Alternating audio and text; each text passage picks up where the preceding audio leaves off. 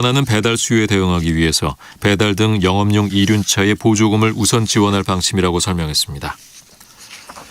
오늘은 기온이 예년 수준으로 올라 전국에 포근한 날씨가 이어지고 있습니다. 다만 일교차가 10도 이상 벌어져 건강관리에 주의해야 합니다. 강원도와 영남 동해안 지역에는 건조경보가, 충북 영동과 영남 내륙, 전남 동부 지역에는 건조주의보가 이어지고 있습니다. 산불 위기경보도 주의에서 경계로 격상됐습니다. KBS 제1라디오 5시 뉴스를 마칩니다. 이상협이었습니다. KBS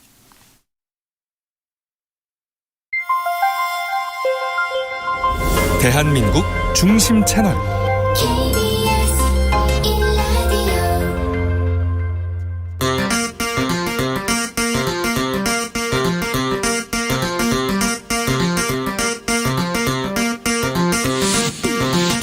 주진우 라이브.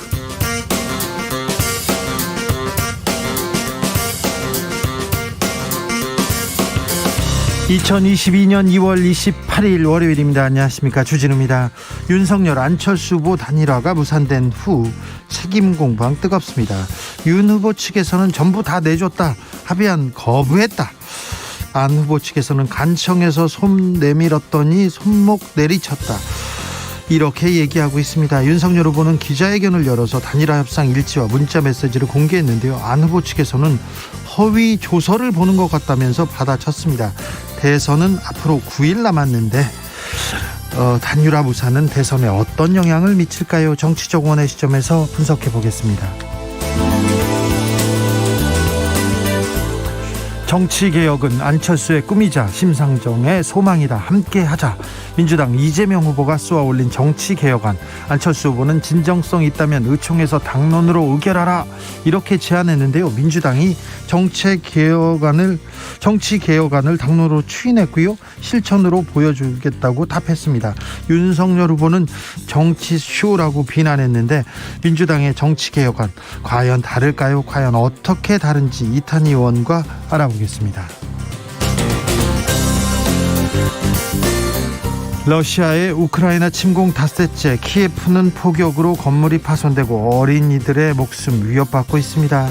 러시아는 민간시설 공격 부인하고 있지만 민간인 피해 속출하고 있습니다. 푸틴 러시아 대통령은 핵 위협 카드까지 꺼내들면서 긴장 고조시키고 있는데요. 러시아, 우크라이나와 회담이 곧 열릴 것이라는 소식도 들어와 있습니다. 우크라이나의 평화의 봄은 과연 언제쯤 올까요? 분석해 보겠습니다. 나비처럼 날아 벌처럼 쏜다. 여기는 주진우 라이브입니다. 오늘도 자중자애, 겸손하고 진정성 있게 여러분과 함께 하겠습니다. 어느덧 2월의 마지막 날입니다. 짧은 2월 어떻게 보내셨습니까? 잘 보내셨습니까? 계획대로 잘 돼가고 있나요? 대선은 이제 9일 앞으로 다가왔는데요. 사전투표는 이번 주 금요일 토요일 시작합니다. 그러니까 정말 대선이 코앞에 있습니다. 마음의 결정은 다 하셨죠? 투표는 해야 합니다. 나라와 미래를 위해서 꼭 투표하십시오. 내가 투표를 해야 하는 이유, 여러분의 이유 들어보겠습니다. 왜 나는 이렇게 투표하겠다, 이런 생각도 있으면 보내주십시오. 저희가 추첨해서 선물 보내드리겠습니다. 샵9730, 짧은 문자 50원, 긴 문자는 100원입니다. 콩으로 보내시면 무료입니다. 그럼 주진우 라이브 시작하겠습니다.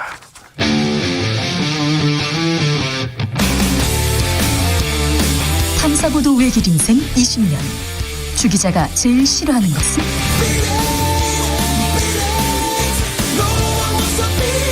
이 세상에서 비리와 부리가 사라지는 그날까지, 오늘도 흔들림 없이 주진우 라이브와 함께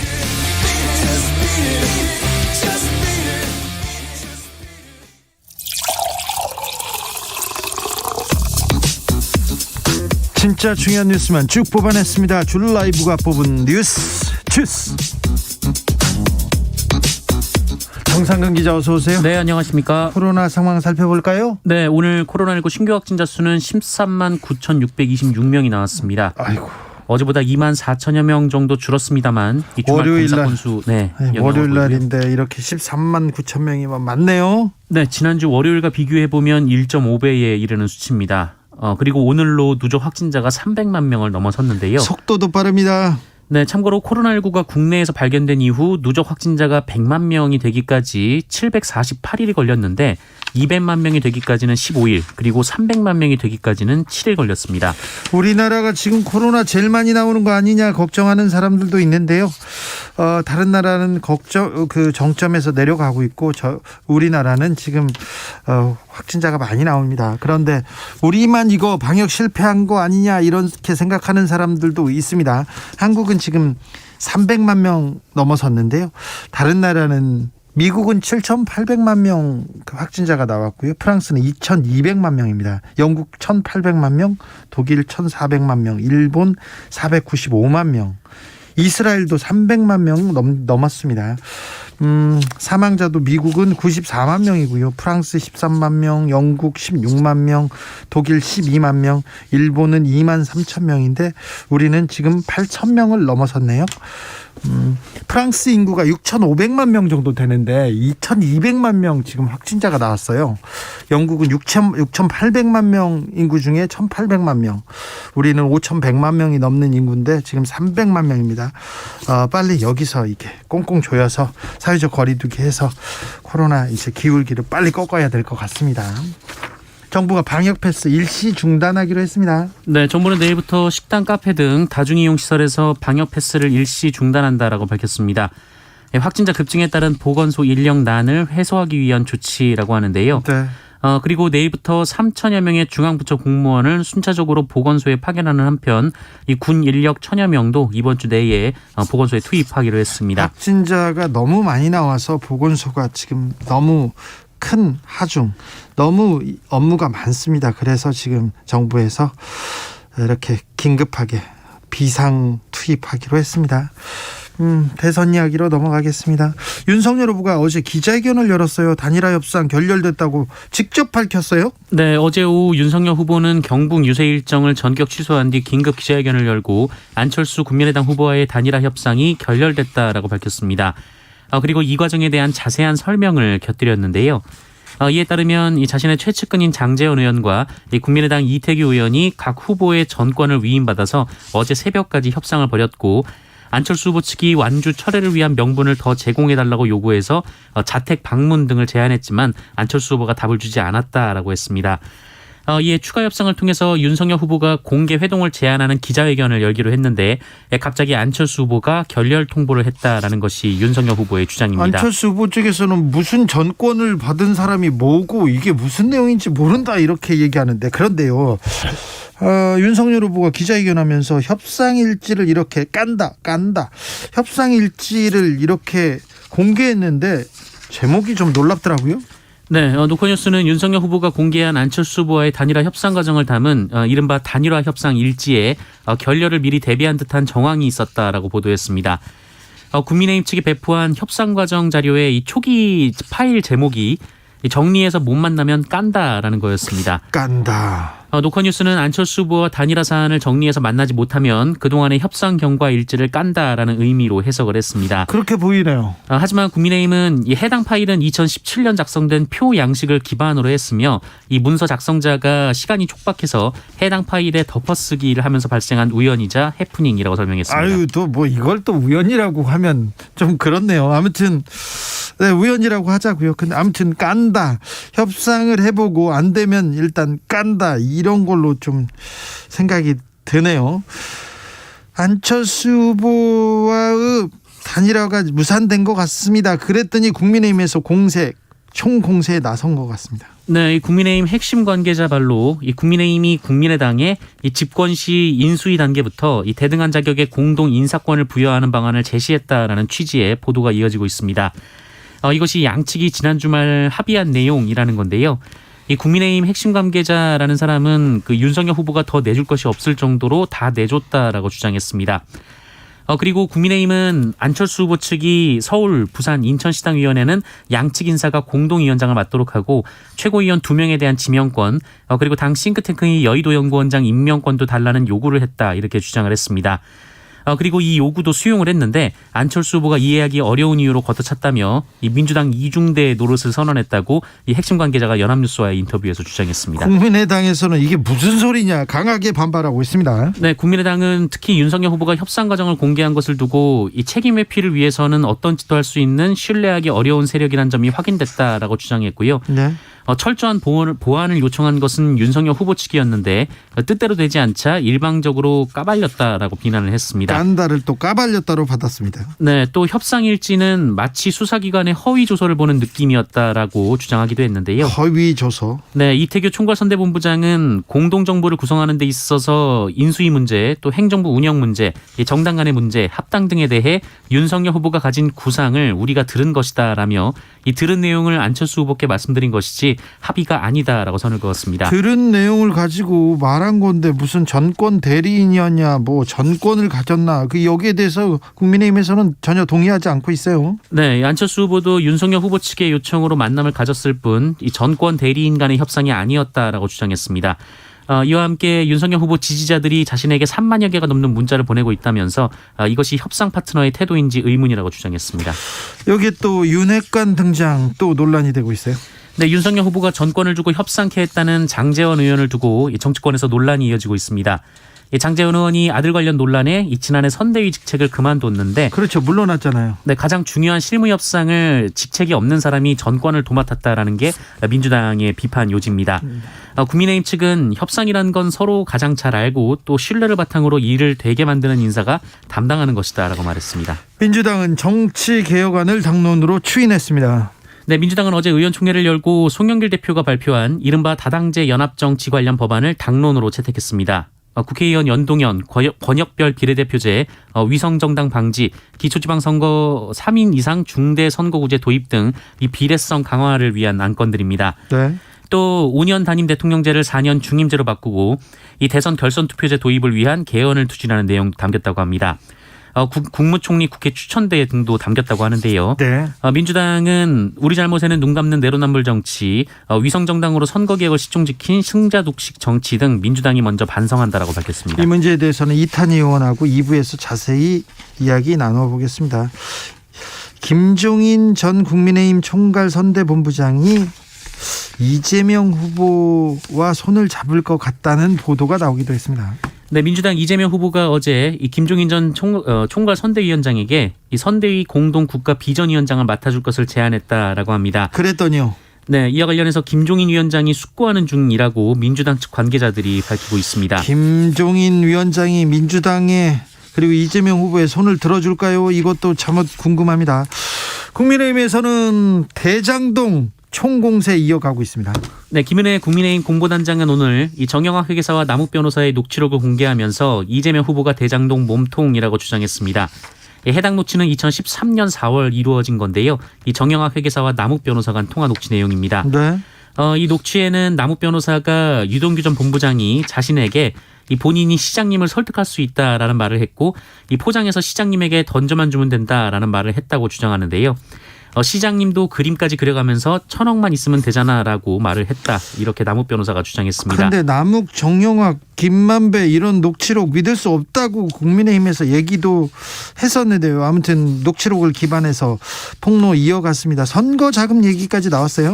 네, 대장동 의혹을 수사하는 검찰이 이 남욱 변호사로부터 유동규 전 성남도시개발공사 기획본부장이 2014년 3억 6천만 원을 전달했고 이것이 이재명 당시 성남시장 재선 선거운동에 사용했을 가능성이 있다라는 진술을 확보했다고 오늘 언론이 보도했습니다. 검찰은 지난해 11월쯤 이 대장동 아파트 분양을 담당했던 분양 대행업체 대표가 이 대장동 일당에게 43억 원을 건넨 사실을 파악했는데요.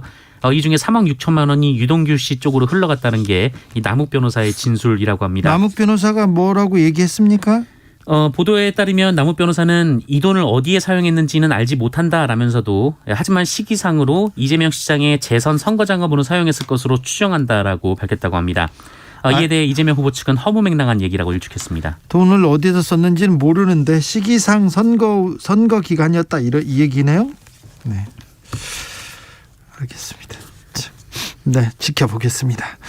3부 토론 녹취록이 나왔습니다. 내용이 어이구 내용이 충격적입니다. 네, 오마이뉴스가 이 조남욱 삼부토건 회장의 아들 이 조시현 전 삼부토건 부사장과 지인이 나눈 20여 시간의 대화 녹취록을 입수해서 계속 보도하고 있는데요. 회장의 아들입니다. 아들 얘기입니다. 네, 이 녹취록에 조남욱 회장의 동생 조남원 씨가 비리 관련해서 검찰의 수사를 받았고 검찰에 자신의 범행 사실을 자백했다라는 조시현 전 부사장의 주장이 담겨 있었다고 합니다. 예. 이에 조남욱 회장이 조시현 전 부사장에게 윤석열 당시 서울중앙지검 특수 1부장을 찾아가서 이 작은아버지 좀 봐달라라는 말을 전달할 것을 지시받았다라고 하고요. 이를 조시현 전 부사장이 직접 전했다고 이 녹취록에서 지인에게 말하는 내용이 있었다고 합니다. 그러니까 조시현 부사장이 이 얘기를 지인한테 얘기했다는 내용이 담겼다는 거죠. 그렇습니다. 다만 당시 윤석열 후보는 이번에는 봐줄 수 있는 한계치를 넘어섰다 이런 말을 했다고 하는데요. 하지만 결국 조남원 부회장은 당시 기소되지 않았었습니다. 아, 예. 네, 충격적이네요. 러시아와 우크라이나 회담을 하기로 했다고요? 네, 러시아의 우크라이나 침공이 닷새째인데요. 양국이 오늘 벨라루스에서 회담을 갖기로 합의를 했었습니다. 협상단은 원래 어제 만나기로 했었는데 우크라이나 대표단이 폴란드를 거쳐 이동하느라 시간이 걸렸다고 합니다. 네. 하지만 젤렌스키 우크라이나 대통령은 이번 회담 결과를 통해서 의미 있는 결과가 나오지 않을 것이다라고 밝히기도 했습니다. 알겠습니다. 푸틴 대통령은 핵까지 꺼내서 핵 이야기를 하면서 압박하고 있고요. 문재인 대통령은 우크라이나에 대한 인도적 지원 검토를 지시했습니다. 주스 정상근 기자와 함께했습니다. 감사합니다. 고맙습니다. 우리나라 시각 오후 6시에 회담이 예정돼 있는데 좀 의미 있는 진전이 있었으면 합니다. 러시아와 우크라이나 대화 말입니다. 우크라이나 침공 닷새째인데요. 피해 상황 심각한 것 같습니다. 국내에 거주하고 있는 우크라이나 사람들이 180명 정도 되는데요. 어제였죠. 러시아 대사관 앞에서 모여서 한국 도와주세요. 그리고 죽음의 침공을 멈추라고 외치기도 했습니다. 그 현장에 함께한 한국 외대 우크라이나어과 올레나 쉐겔 교수 연결했습니다. 안녕하세요. 네, 안녕하십니까. 네, 어제 그 시위 주최하셨죠, 교수님? 제가 주최한 게 아니라 네. 제가 다만 이제 한국어가 잘 되니까 네. 제가 마치 주최하는 것처럼 보였을지는 모르겠지만 네. 어제 있었던 집회는 어떤 단체가 주최한 게 아니라 네. 그냥 한국에 있는 모든 우크라이나 사람들이 한 마음으로 네. 뭉쳐서 다 함께 준비한 집회였습니다. 네. 한국 사람들도 이렇게 응원하고 지지하는 사람들 많은데요. 네네, 많이 응원을 해 주시더라고요. 근데 저희가 이제 굉장히 고맙게 생각을 하고 있는데, 어제는, 한국에 있는 거의 모든 우크라이나 사람들이 모여서 네. 그 집회에 참여를 했습니다. 네. 그리고 아까, 한국에 거주하는 우크라이나 사람들이 한, 180명 정도라고 말씀을 하셨는데, 네. 한 200여 명 정도 됩니다. 알겠습니다. 200여 명으로 네네. 바꾸겠습니다. 그리고 네. 다음에도 또 집회 계획이 있습니까? 저희는 이제 단체가 또 아니고 개인들이 다 보니까 네. 사실은 이렇게 좀, 큰 규모 그 집회 계획하기가 쉽지는 않지만 네. 우선 저희가 그 집회 허가를 받은 거는 주중에는 못하고 네. 주말에만 할 수 있거든요. 네. 그래서 주중에는 이제 1인 시위를 하거나 아니면 다른 데서 이제 주최하는 반전 시위에 합류해서 이제 같이 하고 있고요.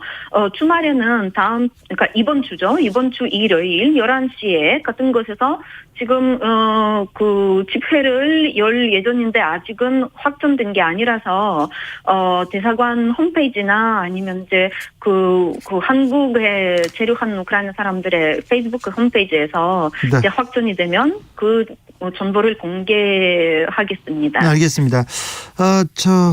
우크라이나에는 가족들이 계시죠? 가족들과 친구들이 있죠? 네네. 근데 그거는 저도 그렇지만은 사실 여기 한국에 있는 모든 우크라이나 사람들의 가족들은 다 우크라이나에 있습니다. 네. 현장, 우크라이나 현지 상황은 어떻다고 들으셨어요? 굉장히 안 좋죠. 우리 부모님은 아까 연락이 돼서 다행히 이제 이번 밤을 무사히 보내셨다고 이렇게 말씀을 하셨는데 네. 어머니랑 이제 통화를 하면은 정말 저는 마음이 너무 아프고 걱정도 많이 됩니다. 네.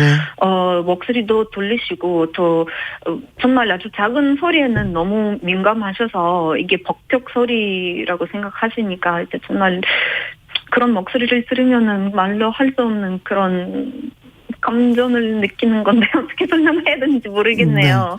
예, 그래서 지금 이제 그 진군의 집에 이제 그 자택이니까 진군의 집에 지내고 있으면서 거의 항상 이제 지하실에서 시간을 보내고 있고요. 올라오더라도 전기는 그래도 지금 들어오고는 있는데 그래도 이제 불을 켜면은 공격을 당할 수 있으니까 불도 끈 채 이렇게 주로 지하실에서 지내고 있습니다. 아, 그렇군요. 네. 친구나 가족 중에 이렇게 피난 간 사람도 있습니까? 저희 가족 같은 경우는 비난을 가지 못했었어요. 왜냐하면 이제 폭격이 시작하면서 도로가 위험해지고 또 다리가 폭파되면서 길이 박을됐으니까 못 가는 부분도 있고 또 지금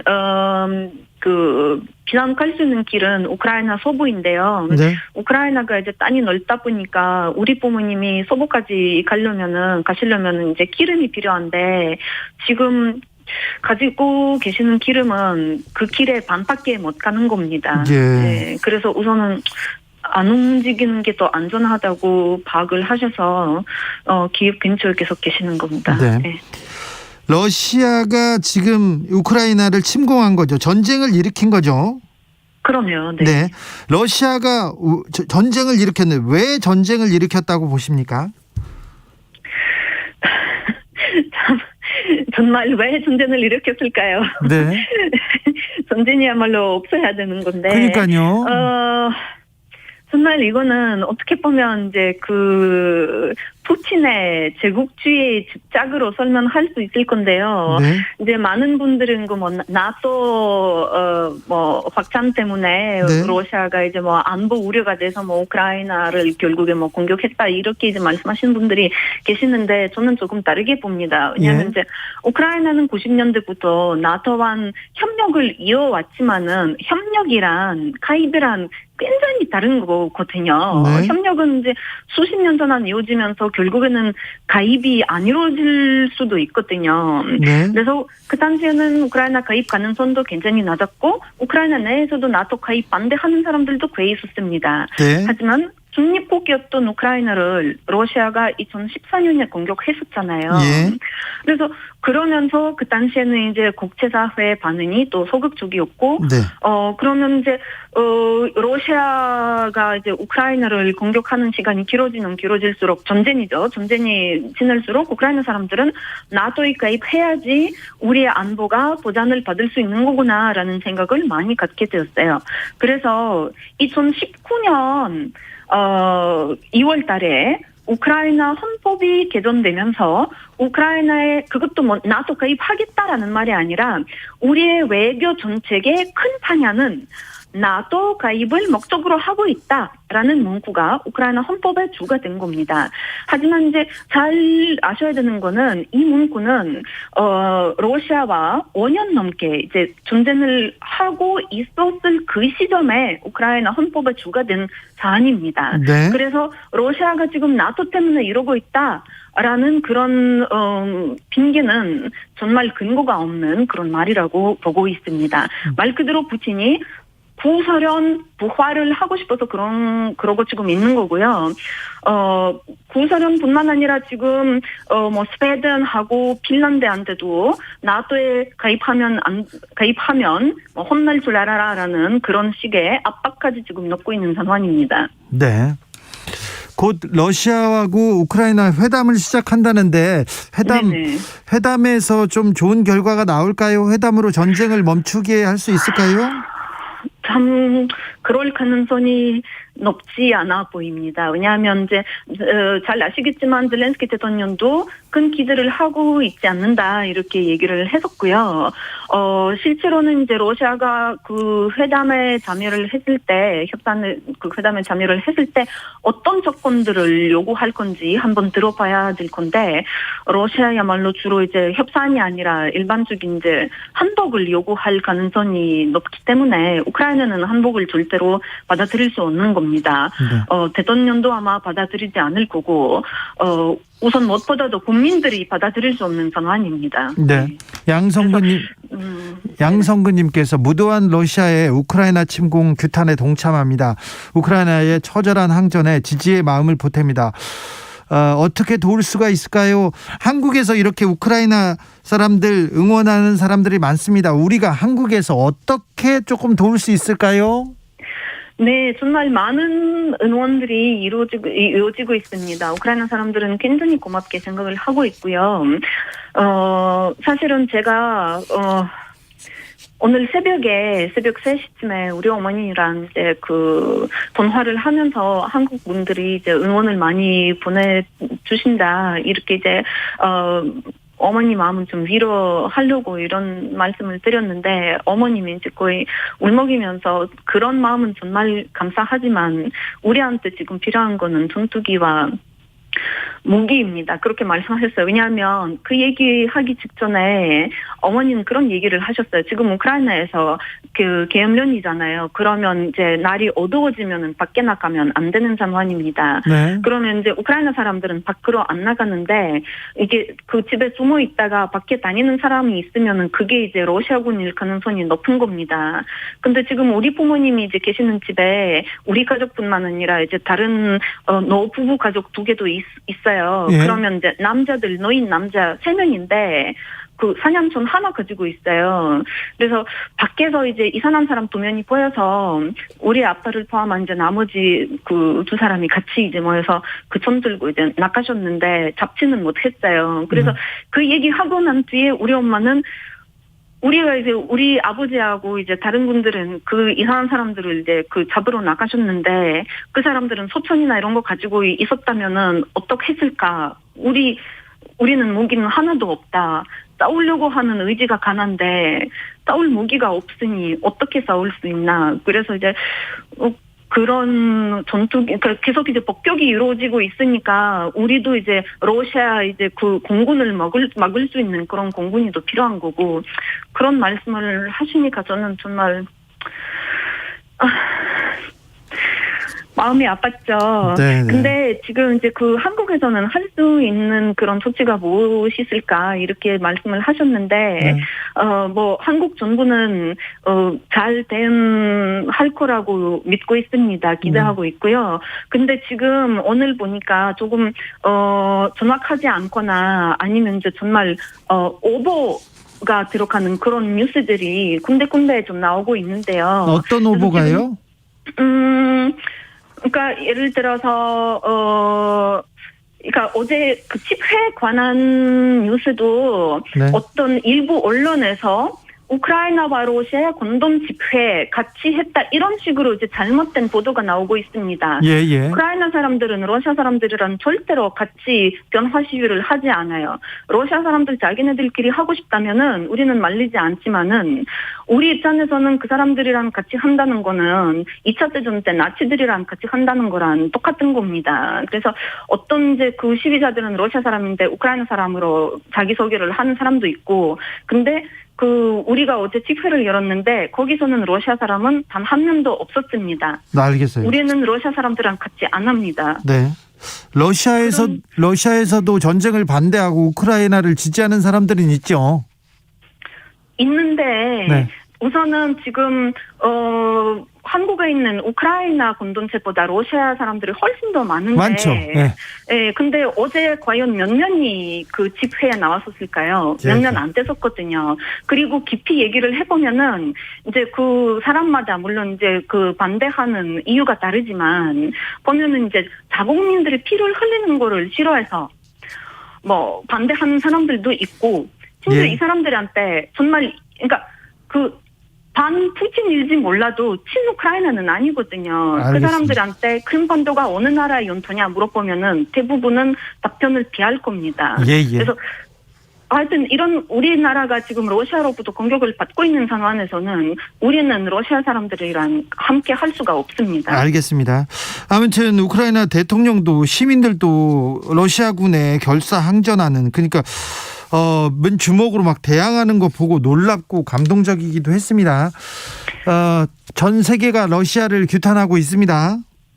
네네. 그래서 저 우크라이나 사람들도 그거를 굉장히 이제 많이 보고 그런 응원에 큰 힘을 입고 있습니다. 굉장히 고맙게 생각을 하고 있고. 네. 다만 제가 한 가지 부탁을 할 수 있다면은 네. 지금 유럽 같은 경우는 러시아 언론을 뭐 스푸트닉이라든가 아니면 그 러시아 투데이 이런 방송을 지금 금지했는데 한국에서는 금지를 안 시키고 있거든요. 예. 근데 이런 이제 그 정말 이게 프로파간다 언론들인데 예. 이런 언론들 통해서 한국에 정말 가짜 뉴스가 굉장히 많이 들어오고 있습니다.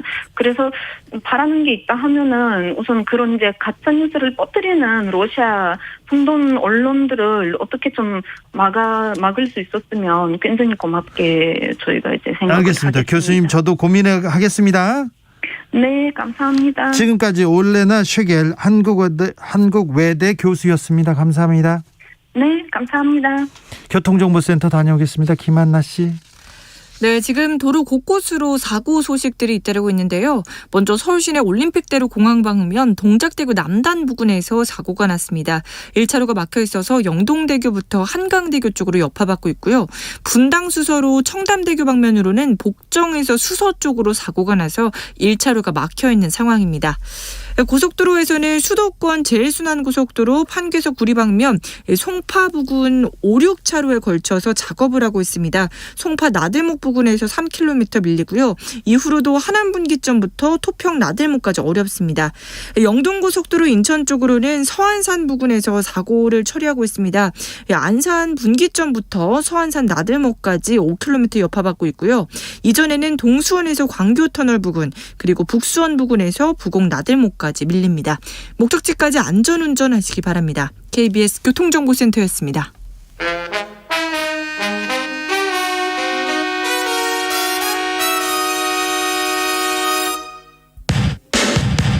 주진우 라이브 돌발 퀴즈. 오늘의 돌발 퀴즈는 객관식으로 준비했습니다. 문제를 잘 듣고 보기와 정답을 정확히 적어 보내주세요. 현지 시각으로 이르면 28일 이 나라가 우크라이나의 파병에 러시아 편에서 싸울 것으로 예상된다고 미 행정부의 고위정보 관계자가 AP통신에 밝혔습니다. 러시아의 최우방으로 꼽히는 이 나라는 러시아와 합동훈련을 벌이는 등 러시아 침공을 지원해왔는데요. 유럽 동부 폴란드와 러시아의 중간지대에 위치한 나라로 우크라이나와 러시아 협상 간 회담이 열리는 곳이기도 한 이 나라는 어디일까요? 보기 드릴게요. 1번 벨기에, 2번 벨라루스. 다시 한번 들려드릴게요. 1번 벨기에, 2번 벨라루스. 샵 9730 짧은 문자 50원, 긴 문자는 100원입니다. 지금부터 정답 보내주시는 분들 중 추첨을 통해 햄버거 쿠폰 드리겠습니다. 주진우 라이브 돌발 퀴즈 내일 또 만나요.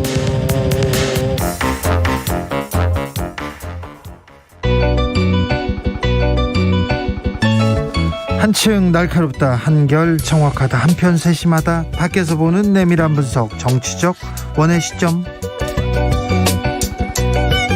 오늘의 정치권 상황 원회에서 더 정확하게 분석해드리겠습니다. 최민희 민주당 선대 미디어 특보 단장, 안녕하세요. 안녕하세요. 불굴의 희망 최민희입니다. 김용남 전 자유한국당 의원 어서 오세요. 네, 안녕하세요. 호기심 천국 김용남입니다. 네. 주말 분위기가 어땠습니까? 쫄깃쫄깃하죠. 네. 좀 편하다가 좀 편하지는 않은 것 같습니다. 김용남 의원님. 짜릿짜릿하고 뭐 그렇습니다. 그래요? 그러니까 제가 늘 말씀드리는 게 박지원 원내대표께서 늘 이런 말씀을 하셨어요. 저희들에게. 선거하고 골프는 고개 쳐드는 쪽이 진다. 네.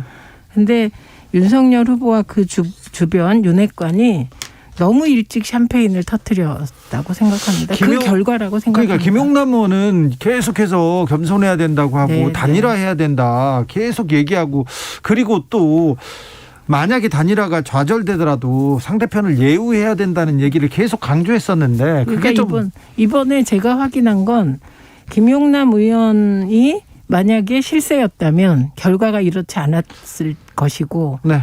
우리 김용남 의원님은 윤핵관이 아님이 증명됐다. 그런가요? 거기까지는 처음엔 동의. 그런데 두 번째는 아니 결국에 제가 잘못한 거죠. 네. 그렇게 된 거죠. 그러네요. 네. 제가 실세였어야 되는데. 자, 유세 현장 분위기는 어떻는지 잠깐 듣고 올까요? 여러분, 단일 투표에서는 이길 수 없습니다. 선거날에 코로나 확진자가 수십만이 나온다고 발표해서 여러분들 당일날 투표 못하게 막을 수 있습니다, 여러분. 그래서 사전투표 반드시 해 주셔야 됩니다. 약간 목이 쉬셨네요. 윤석열 후보의 강원도 동해 유세였습니다. 근데 유세에서 윤석열 후보 왜 이렇게 거칩니까? 목소리도 언사도 그렇고 좌파 계속 공산주의 나치 이렇게 계속해서 좀 너무 좀 선을 넘나드는 얘기를 한다 이런 얘기는 나옵니다. 아니 민주당 쪽에서는 듣기 불편할지 모르겠습니다만 그 자리 집회 모인 분들은 머리에 쏙쏙 박히는 쉬운 단어로 개념을 잘 전달하는 거죠. 김용남 의원님 마이크 켜지니까 왜 다른 말 하세요? 그분은 그렇게 이런 분 아니시잖아요. 아니 원래 대중연설은 이해하기 쉽게 잘 전달해야 돼요. 알겠어요. 거기서 뭐 네. 학술적인 얘기를 할 것도 아니고. 우선 사전 투표를 독려하려는 의도는 뭐 민주주의에 있어서 선거가 중요하니까 좋은 네. 의도 같아요. 네. 그런데 사전 투표를 독려하려면 나가서 나를 좀 찍어달라 이렇게 하시면 될 텐데 음모론을 하시니까 너무 어이가 없었습니다. 선거날 코로나19 확진자가 수십만 명 나와도 대한민국은 투표가 정상적으로 진행됩니다. 그래서 이런 음모론을 쓰시는 건 안 맞고요. 그래서 이게 현장에서 후보들이 이런저런 실수를 하는 이유가 현장의 열기가 너무 뜨거워서 그런데요. 윤석열 후보의 경우는 현장 열기보다는 사전에 누가 써준 것 같은 느낌을 받았는데 이 부분은 전면적으로 좀 재검토해야 하는 상황인 것 같습니다. 그런데 사전투표는 많이 해주시기 바랍니다. 이번 주 금요일부터죠. 금요일 토요일 사전투표 네, 시작됩니다. 네. 지금 하루에 보통 17만 명 정도 확진자가 지금 나오고 있잖아요. 물론 요일에 따라서 조금 주말 효과를 줄어드는 요일도 있고 그렇습니다만. 네, 더 늘어날 가능성도 있습니다. 그렇죠. 사실은 그리고 내일부터인가 QR 체크도 안 하기로 했잖아요. 네. 근데 이제 9일 남았는데 예를 들어서 이게 정말 2배, 3배 더 많이 나오면 지금 코로나 확진된 분들은 3월 9일 날 6시 이후부터 7시 반까지 예. 1시간 동안 투표하기로 했잖아요. 근데 오히려 그 줄 간격도 조금 넓혀야 될 것 같고 이게 절차가 그냥 그 앞선 6시 이전에 투표하는 분들보다 시간이 더 소요될 거예요. 네. 그러니까 그런 거를 우리가 한 번도 제대로 경험하지 못해서 왜냐하면 2020년 총선 때는 확진자가 그때만 해도 많지 않았을 때라 이번 투표소에서 혼란이 있지 않을까 뭐 이런 준비를 좀 철저히 해야겠죠. 네. 네. 자, 단일화는 이제 끝났습니까? 근데 단일화가 결렬됐다는 기자회견을 후보가 나와서 했습니다. 어찌 보셨는지요, 최민희 의원님? 깜짝 놀랐죠. 후보가 결렬된 단일화에 대해서 후보가 주고받은 문자 메시지까지 공개했을 뿐만 아니라 또 뭐 이런저런 뒷얘기가 너무 많이 나왔어요. 그래서 결렬됐을 때는 깨끗하게 그 협상 과정은 안 나와야 하는데 기본적인 원칙들이 하나도 지켜지지 않아서 진짜 깜짝 놀랐습니다. 그래서 저는 또 하나는 윤핵관이 없다고 했는데 그 윤핵관 중에 가장 윤핵관이 장제원 의원이었구나. 이런 생각을 하게 됐고 그리고 윤핵관은 단일화를 이루어낼 역량이 없는 분들이었구나. 이런 생각을 했습니다.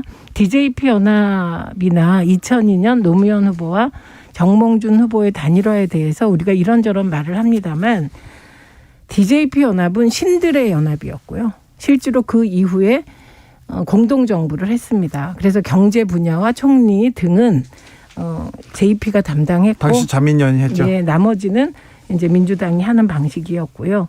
2002년은 노무현 후보의 정말 맏형님다운 결단으로 정몽준 후보가 요구하는 모든 걸 다 받아서 단일화가 성사됐거든요.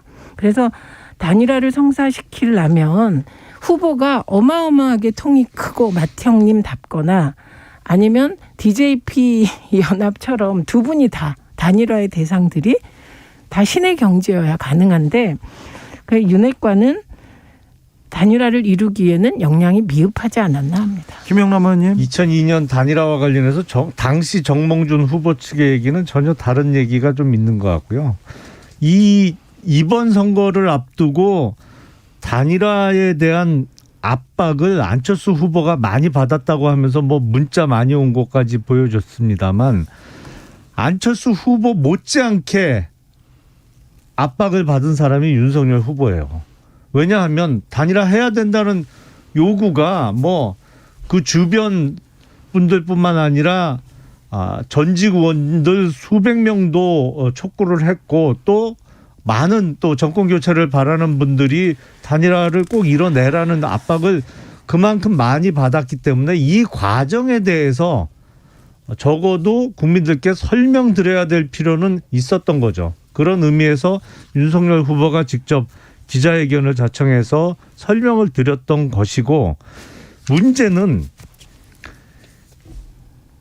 안철수 후보의 그 이후에 그 이야기를 들어보니까 이게 왜 결렬될 수밖에 없었는지가 나왔어요. 어떻게요? 왜요? 지금 장제원 의원이 뭐 윤핵관이라 그게 문제라고 말씀하셨잖아요. 국민의당의 이태규 의원이 당연히 안핵관이라고 생각을 하고 협상을 했는데 안철수 후보께서는 이태규 의원한테 전혀 정권을 준 적도 없고 또 권인희 의원의 설명에 의하면 그건 단일화 협상이 아니었고 그냥 티타임이었던 거예요. 뭐 차담이었다. 뭐 윤석열 이런 후보의 뜻을 네. 국민의힘의 뜻을 들어보러 갔다 이렇게 얘기했죠. 그러니까요.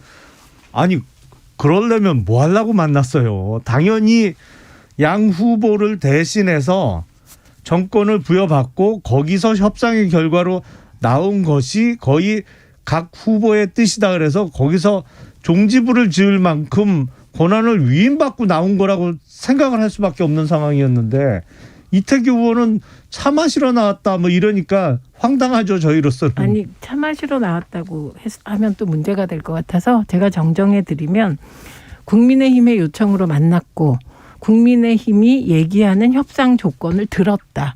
듣기 위해 나갔다. 이렇게 얘기를 했고요. 그리고 또 하나 포인트 중에 하나는 권은희 의원이 차담이라고 그랬어요. 차담. 아니 티타임. 그래도 권은희 의원이 나간 게 아니고 이태규 의원이 나갔으니까요. 그리고 또 하나는 국민의힘에서 100% 여론조사 단일화가 협상 의제로 안 올라왔다 그랬는데 이태규 의원은 그건 들어있었다. 그게 없었다고 하니 당황스럽다. 이렇게 된 거고. 그다음에 안철수 후보 생각은 100% 여론조사 아니면 받을 수 없다는 거였던 것으로 보이고 이 부분은 공개적으로 금요일 토론회에서 몇 번 얘기했기 때문에 사실 안철수 후보로서는 100% 여론조사 단일화 이외의 안은 공개적으로 받기 어려웠던 것으로 보입니다. 그런데 윤석열 후보와 국민의힘 입장에서는 단일화가 안 된 이유를 변명하고 싶었을 거예요. 그런데 정치는 상대방과 내가 잘잘못을 가리는 것이 아니라 국민들께 설명드려야 하는 것이기 때문에 책임을 소수 정당인 안철수 후보 당 쪽으로 넘기는 것은 좀 없어 보였습니다. 잠시 속보 전해드리겠습니다. 경남 합천에 산불이 발생해서 산림청이 3단계 동원령을 발령했다고 합니다. 경남 합천 주변 분들은 자세한 소식 들어오는 대로 더 전해드리겠습니다만 뉴스에 좀 귀를 기울여 주십시오. 김태도님께서 단일화 반대합니다. 안 해도 선거 이깁니다. 왜 안철수 후보한테 구걸합니까? 얘기했는데 안철수 후보한테 왜 구걸합니까? 이준석 대표가 그간 보여온 행태하고 지금 뭐 같은 생각이신 것 같아요. 지금 김용남 의원께서는 단일화를 위해서 계속 노력해야 된다. 정성이라도 들여야 된다. 예. 어떻게라도 예우를 해야 된다. 그래야 파장을 줄일 수 있다 계속 강조했는데 이런 또 김용남 의원과는 다른 이런 시각이 좀 있었어요. 아니 그렇게 생각하시는 분들도 계시죠, 당연히. 그런데 우선 확실한 정권 교체를 희망하는 많은 국민들의 기대에 부응하기 위해서는 최대한 노력하는 모습을 보여드려야 되고, 이 선거 구도를 이기는 선거운동 방법은 없다고 제가 말씀을 드린 적이 계속 있잖아요. 강조하고 있습니다. 선거 구도가 제일 중요하거든요. 선거 결과에 있어서는. 그러기 위해선 무엇보다도 안철수 후보와 손을 잡고 야권 단일 후보를 내는 것이 가장 확실한 승리 방법인 것이죠. 그리고 저는 그게 정권 교체를 희망하는 국민들에 대한 예의라고 생각을 합니다. 근데 후보가 아니시다 보니, 김용민 의원이 후보도 아닐 뿐만 아니라 윤핵관도 아니시다 보니 저런 합리적인 의견이 윤석열 캠프에서 받아들여지지 않는 조건이었다는 게 저는 굉장히 문제라고. 노력했어요. 네, 그러니까 안 받아들여진 거잖아요. 그래서 일단은 객관적으로 보기에도 한 발 떨어져서 보면 저걸 어떻게 안철수 후보가 받을까. 왜냐하면 이준석 대표가 계속해서 단일화 없이 이길 수 있다는 생각하에 조롱과 안철수 후보 측에 대한 조롱과 이간책과 여러 가지를 썼거든요. 그래서 저런 상황에서 안철수 후보가 만약에 굴복한다면, 경선하지 않고 철수한다면 이제 안철수 후보한테는 철수라는 그 딱지가 더 붙을 테고 도저히 못 받을 것 같았거든요. 한 발 떨어져 보면. 근데 또 된다고 국민의힘 내부에서 얘기하니 어떻게 굴복을 시킬 수 있나? 그러니까 음모론까지 돌았던 거 아닙니까? 1053님께서 이런저런 이야기 있겠지만 단일화 안 된 이유는 단일화 안 해도 이길 수 있으니까 안 한 거 아닙니까? 이렇게 얘기하고 2584님 각자 페어플레이 하세요. 단일화 피곤합니다. 이제 단일화는 물 건너 갔습니까? 이 단일화 무산은 대선에 어떤 영향을 미칠까요? 아니 우선은 선거 결과야말로 이제 안개 속이라고 표현되잖아요. 주말새 지난주에 일주일 전만 해도 웃던 국민의힘에서 지금 웃음기가 싹 사라졌습니다. 그러니까 따끔하게 벌 주시는 것 같기도 하고 다들 긴장하고 있는데, 저는 대선 결과도 중요하고 선거 이후에, 물론 이제 단일화를 통해서 윤석열 후보가 승리한 이후를 위해서라도 단일화가 필요하다고 생각하거든요. 네. 왜냐하면 지금 민주당 쪽이 국회에 워낙 절대 다수 의석을 점유하고 있기 때문에 최대한 국민의힘과 손을 잡을 수 있는 정치 세력과의 연대는 필요하죠. 필요할 수밖에 없어요. 필수적입니다. 네, 그러기 위해서는 소위 반민주당 전선 쪽에 섰던 안철수 후보가 됐던, 아니면 민주당 내에서도 소위 패권 세력에 반대하는 분들까지 다 손을 합쳐서 갈 수밖에 없는 지금 의석 구조거든요. 그러기 위해선 선거 이후를 위해서라도 단일화가 필요하죠. 근데 그런 생각을 하는 분들이 그렇게 패권적인 형태로 굴복을 요구하는 건 아닌 것 같고요. 저는 이번 단일화 국면과 국민통합 국면에서 이재명 후보가 프레임 전쟁에서 일단 이겼다고 봅니다. 왜냐하면 이재명 후보는 민주당의 비주류고 한 번도 패권을 가져본 적이 없어요. 그리고 정권 교체를 해봐야, 사실 국민들이 정권 교체를 보수 쪽으로 했을 때 경험한 건 IMF 환란, 그리고 두 대통령의 구속밖에 없고요. 문재인 정부로 바꿔서 뭔가 잘 될 줄 알았더니 내 삶을 바꾸는 민주주의가 안 됐는데, 그 이유가 국회가 너무 싸우고 이게 진영 정치 때문이라는 인식이 있는데, 비주류인 이재명이 그걸 깨자. 정권 교체보단 정치 교체하자. 정권 교체해서 적폐 교대되면 뭐하냐고 안철수 후보까지 얘기하다 보니 많이 가졌다는 민주당, 많이 가진 거 맞아요. 민주당이 우리 다 내려놓겠다 이렇게 나오면서 의총까지 열어서 결의를 하지 않았습니까?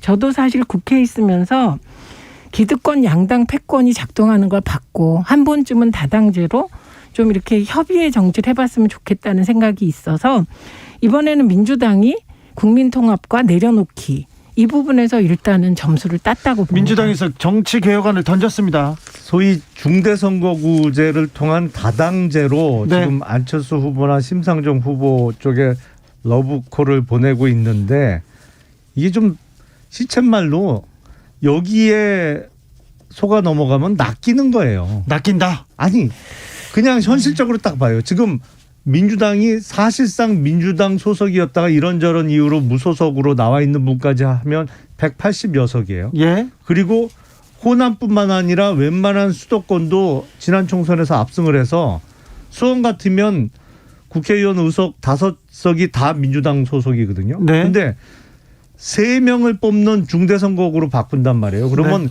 지금 현역 의원 민주당 3명이 있는 데서 민주당 의원 1명 뽑는 꼴이에요. 네. 그럼 나머지 1명은 국민의힘 소속이 됐던 아니면 다른 국민의당이나 네. 정의당 쪽으로 갈 수밖에 없는 구조죠. 지금 정당 그 구조라면. 예. 이거 민주당 의원들이 법 통과시키겠어요? 대선 열흘 앞두고 지금 할 수 없이 저 당대표하고 후보 눈치 봐서 당론으로 결의하는 척하는 거지. 척한다고 보십니까? 아이고 현역 의원들이 어떤 사람들인데 보세요. 그래요. 만약에 민주당이 이 대선 중에 약속한 걸 깨면 저는 네. 혹독한 국민의 심판을 받을 거라고 생각하고요. 심판 받아야죠. 예, 그리고 중대선거구제는 기초자치단체 이하 기초의회에서부터 시작하자는 거고요. 6월부터.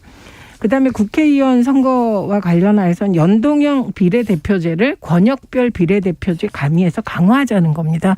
저는 이걸 꼭 해봤으면 좋겠어요. 그래서 선관위가 비례대표를 100석하라고 지금 계속 지금 건의를 하고 있거든요. 이것만 통과돼도 제3당의 포지션이 커질 거라고 생각합니다. 국회의원들이 자기 권한을 내려놓고 자기 자리를 내려놓고 이 개혁안에 동참할까요?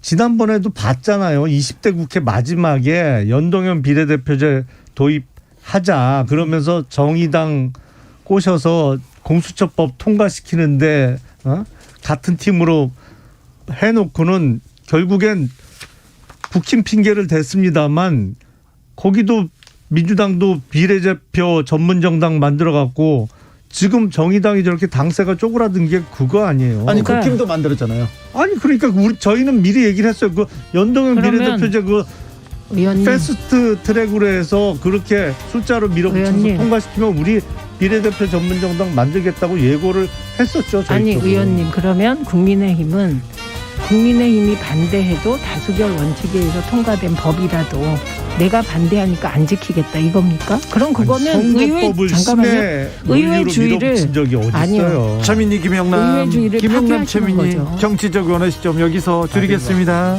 감사합니다. 네, 고맙습니다. 고맙습니다.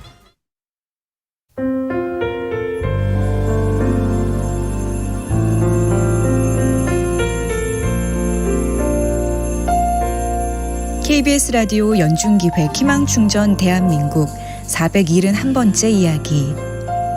안녕하세요. 아나운서 이연주입니다.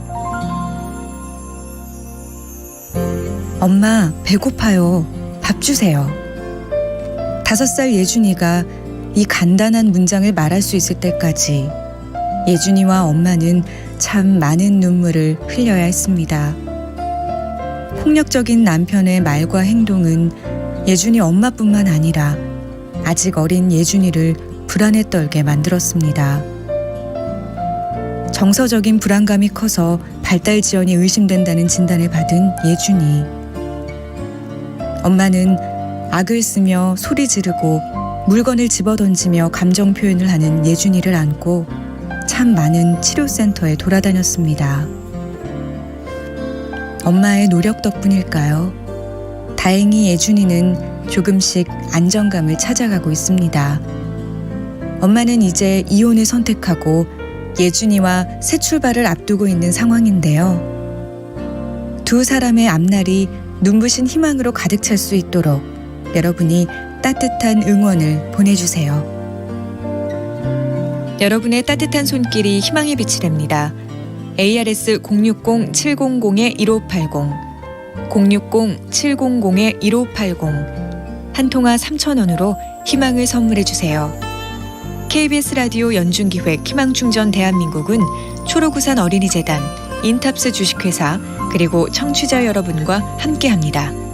ARS 060-700-1580 한 통화 3,000원입니다.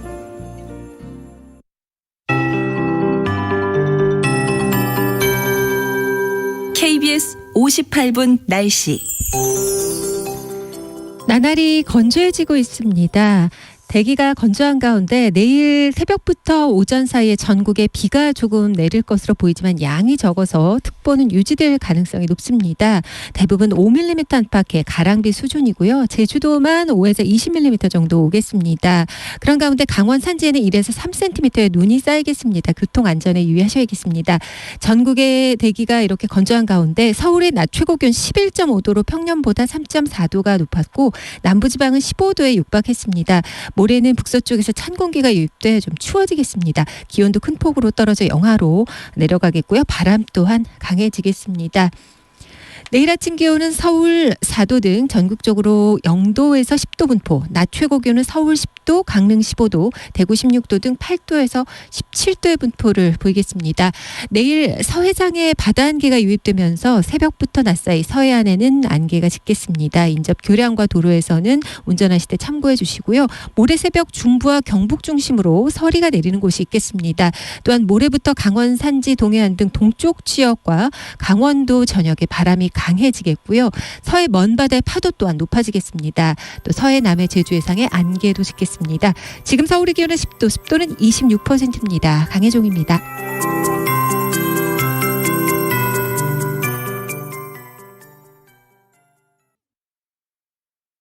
정성을 다하는 국민의 방송 KBS가 6시를 알려드립니다.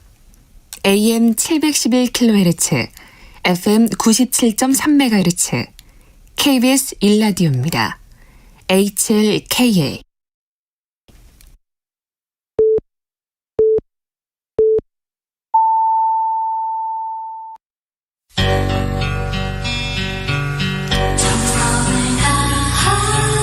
정성을 다하는 국민의 방송 KBS 주진우 라이브. 그냥 그렇다고요. 이 시각 라디오 정보센터 뉴스입니다. 경남 합천 율곡면 노양리 산에서 난 산불이 계속 확대되면서 산림당국이 산불 3단계를 발령했습니다. 산불 현장에는 대기가 매우 건조한 데다 순간 최대 풍속 초속 7m의 바람이 불고 있어 불이 북동 방향으로 빠르게 확산하고 있습니다. 산불이 확대되면서 경남 합천 율곡면 주민 72명뿐 아니라 인근 경북 고령군 합가 1위와 신촌 2 주민 40명도 마을회관으로 대피한 상황입니다. 오미크론 변이 확산과 러시아의 우크라이나 침공 등 대외 불확실성이 커지는 가운데 금융당국이 3월 종료 예정인 소상공인 대출 만기 연장, 상환유예 조치를 연장하기로 했습니다. 안드레이 쿨릭 주한 러시아 대사는 한국 정부가 국제사회의 테러 제재에 동참하는 데 대해 신북방 정책 덕분에 양국 관계가 잘 발전해왔다. 이러한 맥락에서 요즘 벌어지고 있는 상태가 유감스럽다라고 주장했습니다. 아울러 가스, 철도, 전기 등의 분야에서 추진돼 온 남북러 삼각협력 사업을 거론하며 러시아에 가해진 경제 제재는 이 프로젝트 추진에 아무런 도움이 되지 않는 것이 명백하다라고 밝혔습니다. 러시아의 우크라이나 침공 이후 서방의 대러시아 강경 제재가 가시화되면서 현재 진출해 있는 우리나라 완성차 업체와 자동차 부품 업체가 받을 영향도 만만치 않을 것이라는 우려가 나오고 있습니다. 코스피가 러시아와 우크라이나 간 회담 기대감에 개인 저가 매수세가 유입되며 오늘 코스피는 전 거래일보다 22.42포인트 오른 2699.18에 장을 마쳤습니다. 지금까지 라디오 정보센터 뉴스 정원나였습니다.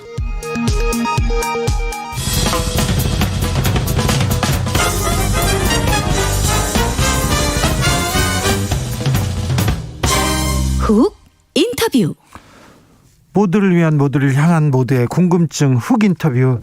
이 더불어민주당이 긴급 의총을 열어서 이재명 표 정치개혁안을 당론으로 추인했습니다. 우리부터 기득권 내려놓고 결의하겠다 이렇게 얘기했는데요. 윤석열 후보는 바로 정치쇼다 비판했고요. 심상정 후보도 민주당이 선거 때마다 해온 이야기인데 이번에는 책임 있게 완수하라고 했습니다. 민주당의 정치개혁안 이번에는 어떻게 다루고 어떻게 실천할 건지 직접 들어보겠습니다. 이탄희 더불어민주당 의원 안녕하세요. 네, 안녕하세요. 이찬입니다. 자, 이재명 표 국민통합정치개혁안 당론으로 채택했는데요. 이 개혁안은 어떤 내용을 담고 있습니까? 일단은요. 네. 이번 개혁안은 저희 민주당으로서는 배수의 진이다. 네. 이 말씀을 먼저 드리고 싶고요. 네. 이 핵심은 무한 반복되는 이 진영 논리를 끝내자는 것입니다. 네. 이 진영 논리라고 하는 게 양당 체제에서 오는 거잖아요. 예. 이것을 사실상 다당제 체제로 바꾸자라는 내용을 담고 있습니다. 네. 그래서 구체적인 내용은 사실 굉장히 광범위한데요. 뭐 대통령제를 바꾸고 국회를 바꾸고 네. 국무총리 장관도 바꾸고 지방의회 바꾸는 내용까지 총체적으로 나열이 돼 있습니다. 네. 뭐 예를 한 가지만 들자면 대통령제의 경우에는 이제 대통령 선거 결선 투표제를 도입하고 네. 4년 중임제를 도입하기로 했습니다. 예. 그래서 결선 투표제가 일단 도입이 되면 다양한 대통령 후보가 완주를 할 수 있게 되죠. 그러고 나서 이제 1등이 되는 대통령 각 승자와 함께 정치 연합이 가능해지는 거고요. 예. 그런 정치 연합의 약속이 실질적으로 지켜지는지를 4년 중임제, 결국 이제 중간 선거를 통해서 대통령이 평가를 받는 이런 시스템이 완비가 됩니다. 예. 그래서 사실상 이제 대한민국이 다당제 국가로 변화하게 되는 그런 내용을 담고 있습니다. 의원님, 진영 논리, 양당 체제 끝내겠다 이렇게 얘기했는데 그러면 민주당이 엄청 많이 내려놓아야 되는데 이게 가능할까요? 일단 저희가 약속한 내용이 많은 국민들께서 가능하지 않을 거다라고 한 내용을 저희가 약속을 했고요. 예. 이걸 당론 결의까지 이끌어낸 것이 사실은 이재명 후보의 힘이죠. 그것이 어찌 보면 사람들이 국민들께서 우리 이재명 후보에게 기대했던 내용이기도 하고요. 네. 그래서 지금까지 이루어진 과정이 사실은 지금까지 한 번도 있지 않았던 그런 과정이기 때문에 네. 저는 국민들께서 기대해 주셔도 좋다고 말씀을 드리고요. 이제는 실천하는 일만 남았습니다. 민주당이 기득권을 다 내려놓고 또 편리함도 다 내려놓고 헌법을 고쳐가면서까지 정치 개혁을 한다. 지금 놀랍는데요. 정의당에서는 좀 구체성이 부족하다는데 구체적인 안도 좀 담고 있습니까? 제가 말씀드렸듯이요. 대통령제를 바꾸는 내용, 네. 또 국무총리 장관을 바꾸는 내용, 지방의회를 바꾸는 내용 모두 다 구체적으로 적시가 돼 있고요. 예. 법안도 우리 국회에서 이제 비례대표제 관련돼서 위성정당을 지난 총선 때 네. 설립하면서 비판을 많이 받지 않았습니까? 만들었죠. 그래서 위성정당 방지법이라고 하는 것을 어제 당론으로 채택을 했습니다. 네. 그리고 지방선거에서 지방의회 2인 선거구를 없애자. 예. 양당이 나눠먹는 선거구 자체를 아예 모두 다 없애자. 이런 법도 의결을 했고요. 예. 그래서 구체성이 떨어지지는 않고요. 네. 남은 문제가 물론 한 가지 있습니다. 이제 비례대표제에 있어서 의석 배분을 어떻게 할 것이냐. 예. 그 문제는 추후 제 정치 세력 간의 합의를 통해서 룰을 만들면 된다고 생각합니다. 8043님께서 대선에 지더라도 이번 약속 지키는 건가요? 물어봅니다. 어제 의결 내용에 그것이 포함되어 있습니다. 그렇습니까? 김태도님께서 배수진은 좋은데요. 실천해 주십시오. 실천이 중요합니다. 이번에 실천 가능합니까? 제가 한번 말씀을 드리고 싶은 게요. 만약에 국민들께서 이 정치개혁안을 믿고 예. 이재명 후보를 선택하셨다. 네. 근데 그런 상황에서 민주당이 이걸 안 지킬 수 있다. 이렇게 상상하는 국회의원 저는 한 명도 없을 거라고 보고요. 예. 추가로 제가 이 말씀으로 나머지 답변을 대변하고 싶은데요. 네. 대선이 끝나고 나서 반드시 이걸 실행하도록 하겠다라고 이 결기를 가진 의원들이 다수 있습니다. 네. 저희가 의총을 할 때요. 네. 노무현 대통령의 유지다. 예. 이런 발언도 있었어요. 노무현 대통령께서 원했던 국민을 닮은 국회. 예. 이걸 이번에 만들어내자. 이걸 만약에 이뤄내면 국회의원 더 이상 안 하더라도 의미가 있다. 그렇죠. 이런 발언들까지 나왔기 때문에요. 네. 이제는 국민들께서 실행되는지 그냥 지켜봐 주십시오. 이렇게 네. 제가 말씀을 드리겠습니다. 알겠습니다. 이탄 의원은 지켜보겠습니다. 네, 이탄 의원을 믿고 지켜보면 되는 거죠? 제가 이번에 추경도 네. 국회 앞에서 20일 정도 농성하면서 끌고 왔고요. 네. 판사 탄핵할 때도 물불 안 가리고 했습니다. 맨 앞에 있었죠. 네. 정치개혁안 관련돼서도 앞으로 제가 할 수 있는 모든 일을 다 하겠습니다. 4716님께서 이탄 의원님 응원합니다. 하지만 진실성 보이려면 선거 중이라도 입법 발의하셔야 합니다. 그리고 더불어민주당 국회의원들 국민소환제, 면책특권 축소 및 폐지 같이 진행해 주세요. 얘기합니다. 제가 관련돼서요. 네. 그 어제 의결된 2가지 법안은 발의가 이미 돼 있습니다. 아, 발의하셨군요. 네, 그리고 정개특위에 네. 상정을 해서 의결을 하면 되고요. 네. 정개특위에는 민주당 의원과 정의당 의원이 다수입니다. 네. 그리고 저도 정개특위에 참여하고 있고요. 알겠습니다. 민주당이 다수기는 하지만 이거 국민의힘의 이 반발, 국민의힘을 넘어가야 될 텐데 이게 좀 어떻게 좀 선발이 맞을까요? 저희가 국민의힘과 합의한 내용이 아니라 저희가 지키겠다고 말씀드린 거잖아요. 네.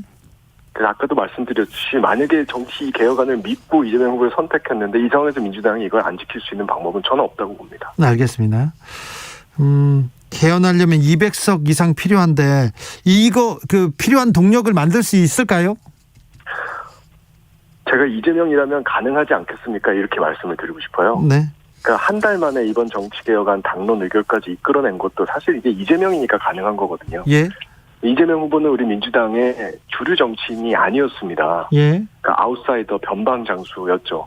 인사이더라면 한 사실 이해관계 때문에 이런 큰 변화를 빠른 속도로 만들어내기가 어렵거든요. 저는 국민들이 이재명에게 기대하는 것도 이런 것이라고 보고요. 예. 국민들이 이런 기대를 가지고 이재명을 선택하신다고 하면 네. 그것을 아무도 거역하지 못할 거다 저는 확신합니다. 대선이 후보 대통령을 뽑는 자리이기도 하지만 이렇게 정치개혁 어떤 개혁안을 앞으로 전진시키고 몇 가지 만들어내는 중요한 계기이기도 합니다. 그래서 축제와도 같은데요. 네. 자, 이탄희 의원님은 이재명 후보를 위해서 뛰는 거 말고 다른 개혁안 어디에 이렇게 어떤 공약에 이렇게 지금 매진하고 있습니까? 정치개혁 관련돼서는 사실 제가 드릴 말씀이 저는 정치개혁에서 다양성 확보가 가장 중요하다고 오래전부터 생각을 해왔습니다. 네. 그래서 결선 투표제하고 위성정당 방지 이런 부분들을 사실 작년 12월 달부터 주장을 쭉 해왔고요. 예. 네, 그런 흐름 속에서 이번에 이 정치개혁안이 당론 채택까지 대결된 거에서 개인적으로 굉장히 뿌듯하게 생각을 합니다. 네.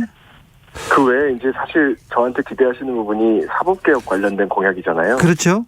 네, 그래서 사법개혁 공약을 생산하는 사법대전환위원회도 참여를 해서 이번에 법원개혁 공약도 발표를 최근에 했습니다. 네. 윤석열 후보가 이렇게 내놓은 검찰 공약에 대해서는 어떻게 보세요?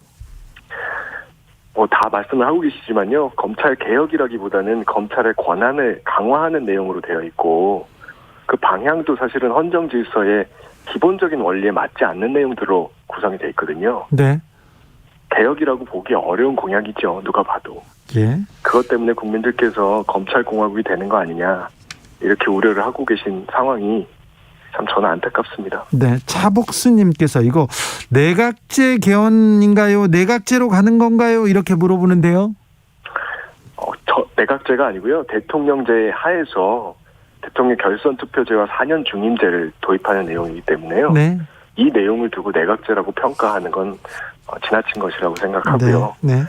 오히려 대통령제 하에서 정치적 다양성을 확보하고 정치 연합을 가능하게 하는 구체적인 방안을 제시했다. 이렇게 보시는 게 맞을 것 같습니다. 만약에 대통령이 누가 되더라도 이 민주당에서 내놓은 정치 개혁안이 통과만 되고 자리를 잡는다면 굉장히 정치가 앞으로 몇 발자국 나가지 않을까 이런 생각하는 사람들이 많습니다. 그런데 이 선거법 개정도 굉장히 어렵고 그 안에 지난한 과정이 있지 않습니까? 협상 때도. 그런데 그 국민 통합을 위한 정치 개혁안 이거 잘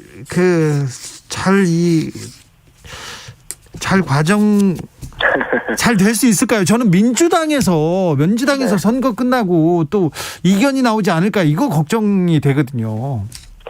제가 사실 저희 민주당을 대표하는 사람은 아니잖아요. 네. 그런데 제가 드릴 수 있는 말씀의 최대치를 저는 말씀을 드렸다고 생각하는데요. 네. 저뿐만이 아니라 반드시 이것을 실행하도록 하겠다. 이걸 이뤄내면 대한민국 역사를 바꾸는 것이다. 그렇죠. 라고 생각하는 의원들이 정말 다수 있습니다, 네. 여러분. 예. 이 의원들을 봐서라도 네. 희망을 가져주시기를 부탁드리고요. 네. 대한민국 정치가 정말 많이 바뀔 거다라는 부분 관련돼서 저도 조금 한 가지 말씀을 드리고 싶은 게요. 제가 2년 정치하면서 느낀 게 있는데, 예. 대한민국 현재 정치 체제 하에서는요, 국회의원이 일을 잘할 필요가 사실 없어요. 그래요. 문제 해결 능력을 갖출 필요가 없어요. 상대방하고 사실 잘 싸우기만 하면 되거든요. 예. 그러다 보니까 이 대한민국의 수많은 문제들에 대해서 정치가 다루질 않잖아요. 네. 기후 위기니 격차 위기니 지방 소멸이니 저출산 문제도 198개국 중에서 198등이거든요. 네. 근데 제대로 안 다루잖아요. 안 예. 다뤄도 되는 거거든요.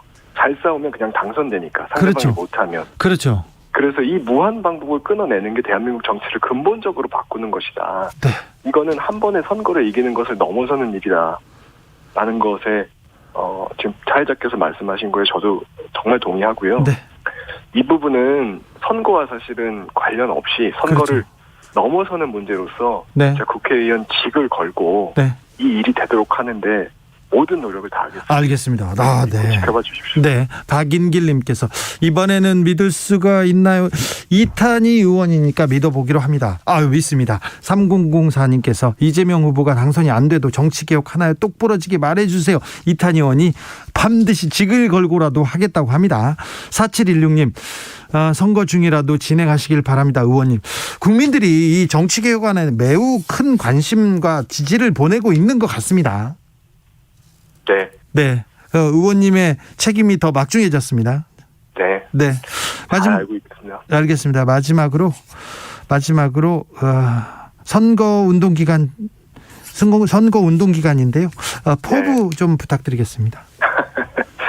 선거 운동에 뭐 포부가 있겠습니까마는 사실 전 개인적으로 첫 번째 대선이거든요. 네. 근데 제가 국회 들어올 때 좀 책임을 다하는 정치인이 되고 싶다 이렇게 말씀을 드린 적이 있어요. 네. 근데 이제 언론에서 저한테 붙여주신 별칭 중에 헌정사상 가장 성공한 내부고발자 이런 별칭이 있거든요. 네. 제가 사실 이건 촛불 시민들 덕분에 얻은 별칭이죠. 그래서 저는 대선 승리가 이 민주당 국회의원으로서의 책임도 있지만 저 개인으로서의 책임이기도 합니다. 정말 책임을 다하겠습니다, 여러분. 네. 잘 알겠습니다. 네.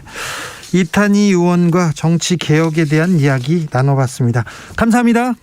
고맙습니다. 네. 성인애님께서 빨리 9일이 지나갔으면 좋겠습니다. 서로 헐뜯고 비판하는 거 지겹습니다. 지겹고 어렵고 그러더라도 눈 감고 귀 막고 그러지 마시고요. 누가 그래도 나은가, 누가 우리의 미래를 책임질 수 있는지 잘 지켜봤다가 이렇게 한 표 행사하셔야 됩니다. 4567님께서 저출생으로 나라가 존폐가 위협받는 것 같아요. 아이 키우기 좋은 나라 만들려면 투표도 필수겠죠. 그러니까요. 이탄희 의원이 얘기했지 않습니까? 우리 국회의원들 이런 일, 정말 저출산을 위해서 할 일이 많은데 일을 안 하고 싸우는 데 집중하는 사람이 많다면서요. 싸우기만 잘하면 국회의원 붙여준다고 하지 않습니까? 정말 일 잘하는 사람한테 투표를 해야 됩니다. 김용기님, 살기 위해 밥을 먹듯 좋은 나라를 만들기 위해서 투표합니다. 그럼요.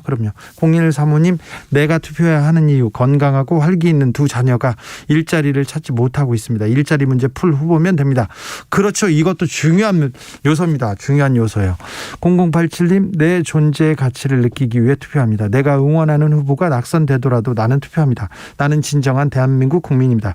그렇습니다. 투표하는 국민이 이 나라의 주인입니다. 0648님께서 고령 산불 옆 동네 사는데요. 마당에 나무채가 날라와요. 와, 바람이 많이 불어 걱정입니다. 어두워지는데 진화인력 안전도 걱정됩니다. 바람이 불고 있습니다. 고령도 그렇고 그 주변 분들 각별히 좀 조심하셔야 됩니다. 뉴스에 귀를 기울여 주십시오.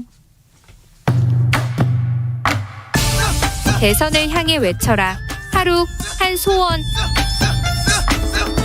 주진우 라이브 청취자들이 보내주신 정치권에 바라는 소원. 하루에 하나씩 정치권을 향해 날려드립니다. 오늘의 소원은 3381님. 정치인들에게 부탁드립니다.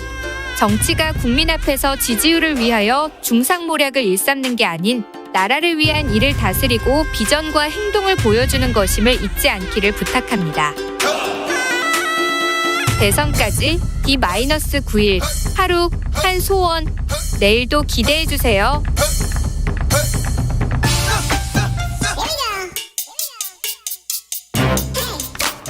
뉴스를 향한 진지한 고민, 기자들의 수다. 라이브 기자실을 찾은 오늘의 기자는 은지옥이요. 시사인 김은지입니다. 네, 주말 잘 보내셨어요? 네, 주말도 대선 지방 유세 가 있는 후배들이 많아서요. 네. 또 같이 챙기고 기사 올리고 한다고 정신이 없었습니다. 그 대선 때 뭐 기자들은 바쁩니다. 뭐 바빠야죠. 뭐 어떻겠습니까? 네, 그 기사 있죠. 정리 못하면 뭐 깐다? 이렇게 나와 있던 그 파일도 실제로 저희도 약간 시간차가 늦긴 했는데 네. 확인해가지고는 또 온라인으로 실시간으로 쓰고 네. 또 단일화 관련해가지고는 계속 티키타카가 있어서 정신이 좀 없더라고요. 알겠습니다. 자, 오늘 준비한 첫 번째 뉴스부터 가보겠습니다. 네, 일본 검찰 사례로 수사지휘권 폐지 논란 짚어봤습니다. 네. 네, 2월 14일에 윤석열 국민의힘 후보가 사법 분야 공약을 발표한 바가 있는데요. 여기에 관련된 내용이 있었습니다. 법무부 장관의 수사지휘권 폐지하고 검찰총장에게 예산 편성권 부여하겠다 이런 이야기를 했었는데요. 검찰을 강화 이렇게 익힙니다. 네, 이제 그러다 보니까 이에 대해서 윤석열 후보가 실제로 이런 나라가 독일, 일본, 한국뿐이다라는 이야기를 하면서 일본에서도 1950년대 수사지휘권 한 번밖에 안 썼다 이렇게 이야기를 해서요. 네. 일본 사례를 한번 짚어봤습니다. 네. 네, 그러니까 이것이 어떤 맥락에서 나온 건지를 좀 살펴봐야 된다라는 게 핵심이라고 할 수 있는데요. 실제로 일본에서 한 번밖에 쓰진 않았지만 그 맥락이 윤석열 후보가 인용하는 것과 좀 다르다라는 게 이번 주 시사인 기사 내용입니다. 네, 어떻게요? 네, 그러니까 이게 1954년에 조선 의혹 사건이라는 것에서 있었던 수사지휘권 발동인데요. 그 당시에 도쿄지검 특수부가 집권여당 거물 2사람이 연루되어 있다라고 판단해서 체포하겠다고 법무부 장관에게 보고했다라고 합니다. 그런데 그때 법무부 장관이 검찰총장에게 수사지휘권을 발동을 했는데 체포영장 청구하지 말고 임의 수사하라라는 거였는데요. 그 당시 검찰총장이 유감을 표명했지만 이를 받아들였다라고 합니다. 그래서 그 당시 주임 검사가 이런 식의 이야기를 했는데요. 지휘권이 발동된 이상 따라야 하고 그것이 타당하지 않다고 하여서 따르지 않으면 검찰 파쇼가 될 우려가 있다.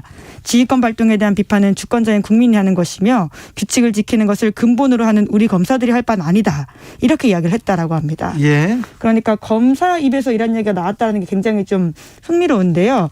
검찰 수사지휘권 비판을 했지만 받아들이면서 이러한 민주적 통제 원리가 있다라는 것을 검사 스스로 이야기했다라는 게 핵심이라고 할 수 있습니다. 알겠습니다. 그런데요, 일본 검찰하고 우리 검찰하고 상황이 다르고요. 일본 도쿄지검 특수부 뭐 얘기 나오는데 그 특수부가 그렇게 훌륭하지도 않아요. 사실은 그렇게 훌륭하지도 않습니다. 우리하고는 맞지도 않고요. 네. 그런데 그거 궁금한데 일본에서는 검사 출신이 정계에 입문하는 경우가 좀 많나요? 네, 이번에 안 그래도 저희가 확인을 해봤는데요.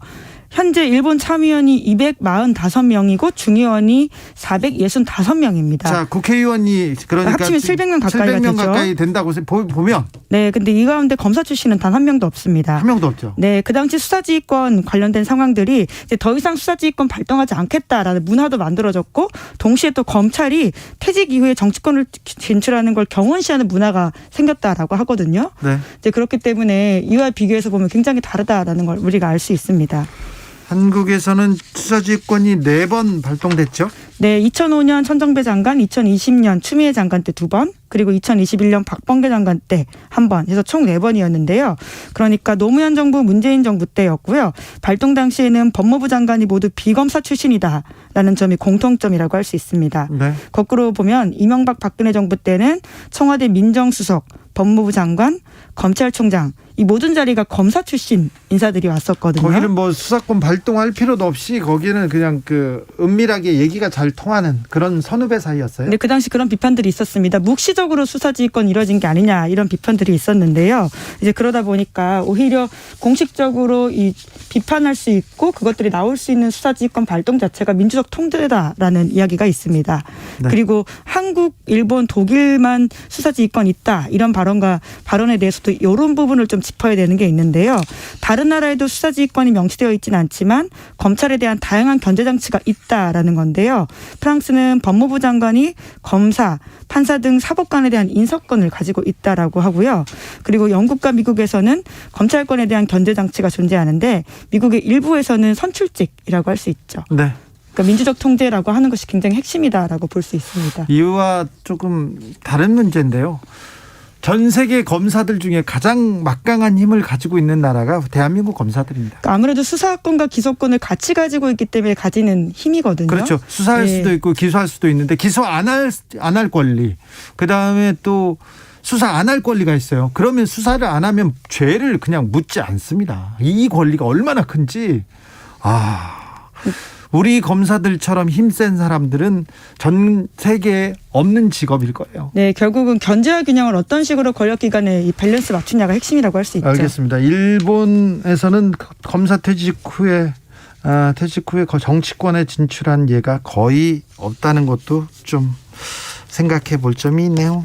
자, 다음 뉴스는요? 네, 오미크론 유행이 언제쯤 잦아들지 짚어봤습니다. 언제쯤 끝납니까? 네, 쉽지 않다라는 게 우선 결론부터 말씀을 드리면요. 네. 유럽과 북미 데이터를 보면 인구의 20에서 25% 정도 감염되었을 때 감소세에 접어든다라고 하거든요. 20에서 25%가 일단 감염돼야 이제 이렇게 조금 줄어들기 시작하는군요. 네, 게다가 그 나라 같은 경우에는 한국만큼 검사가 잘 되는 곳이 아닙니다. 네네. 그렇기 때문에 통계가 느슨하게 잘 잡히지 않는 사람들이 더 많다라고 본다면 거의 한 40~50%가량이 감염이 돼야지 이제 유행이 좀 잦아들 수 있다 이렇게 보이는데요. 프랑스는 인구가 6,500만인데 2,200만 명이 지금 확진자로 지금 통계에 올라왔어요. 그런데 이 사람들은 거의 다 우리들 주변 사람들 다 감염됐을 거라고 그렇게 생각하긴 합니다, 사실. 네, 그런데 이제 한국은 그에 비해서 2월 17일 기준으로 누적 감염자가 인구의 3.4%의 수준이거든요. 네. 그리고 정재훈 가천의대 예방의학교실 교수팀 연구 결과도 보면요,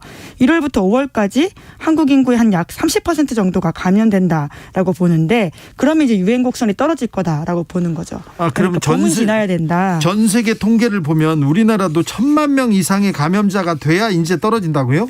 뭐 이제 그럴 상황이 이제 아무래도 데이터상 다른 나라 비교해보면 그렇다라고 보이는데요. 그러니까 직장에 직원 100명 있다라고 한다면 30명은 감염이 돼야지 이것이 좀 지나갈 수 있는 유행이다라고 판단된다는 거죠. 아니, 우리는 백신도 잘 맞았고요, 사회적 거리두기도 잘하고요, 손도 잘 씻고요, 마스크도 잘 쓰고 있지 않습니까? 네, 이제 그러다 보니까 누적 사망자 수가 굉장히 한국은 잘 관리되고 있는 편입니다. 지금 8,000명대입니다. 네, 시민들이 많은 희생을 했고 또 그에 협조했기 때문에 사실 K방역의 성과라고 하는 것은 정부 성과가 아니라 시민들이 이뤄낸 성과라고 볼 수 있거든요. 그렇죠. 네, 이제 그래서 유럽연합의 코로나19 누적 사망자는 100만 명, 그러니까 인구 대비 0.22%인데요. 한국은 인구 대비 0.01% 수준입니다. 이렇게 사회적 거리두기 잘하고 마스크 쓰고 그리고 백신을 많이 맞았고 한 것들이 분명히 효과가 있었다라고 할 수 있는데요. 그럼에도 불구하고 오미크론 유행을 지나가려면 감염자 수가 늘어나는 상황은 어떻게 통제하기 쉽지 않다라고 하는 것이 현실이긴 합니다. 아이고, 그래요.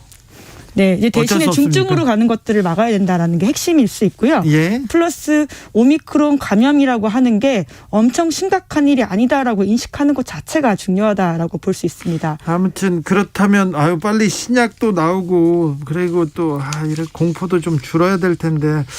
코로나와 이제 계절성 독감이다, 독감으로 봐야 된다, 감기로 봐야 된다, 이런데 조금 논란은 있기는 하지만 이런 얘기는 계속 나옵니다. 네, 질병관리청에서는 물론 정색하면서 그렇지 않다라고는 이야기합니다. 고령자의 치사율이 아직 독감보다 높고 유행 규모가 계절 독감보다는 비교해서 큰 편이라고 하는데요. 근데 이번 주에 시사인에서 그 글을 기고해 주신 임승관 경기도병원 안성병원장에 따르면 주진우 라이브 주치의입니다. 그렇죠. 2년의 시간을 대비해서 우리가 의료적 관점에서 봤을 때는 이제 이것과 맞설 자원들이 만들어졌다 이렇게 인식하는 게 중요하다라고 합니다. 네. 그러니까 우리가 지금 백신, 치료제, 진료실, 입원 병실, 응급실과 구급차 이런 자원들이 갖춰졌기 때문에 그래서 우리가 이제 인식책을 좀 바꿔야 된다라는 이야기들이 나오는데요. 근데 그것은 관련한 정치인 그리고 의료인뿐만이 아니라 시민들도 마찬가지다라는 거죠.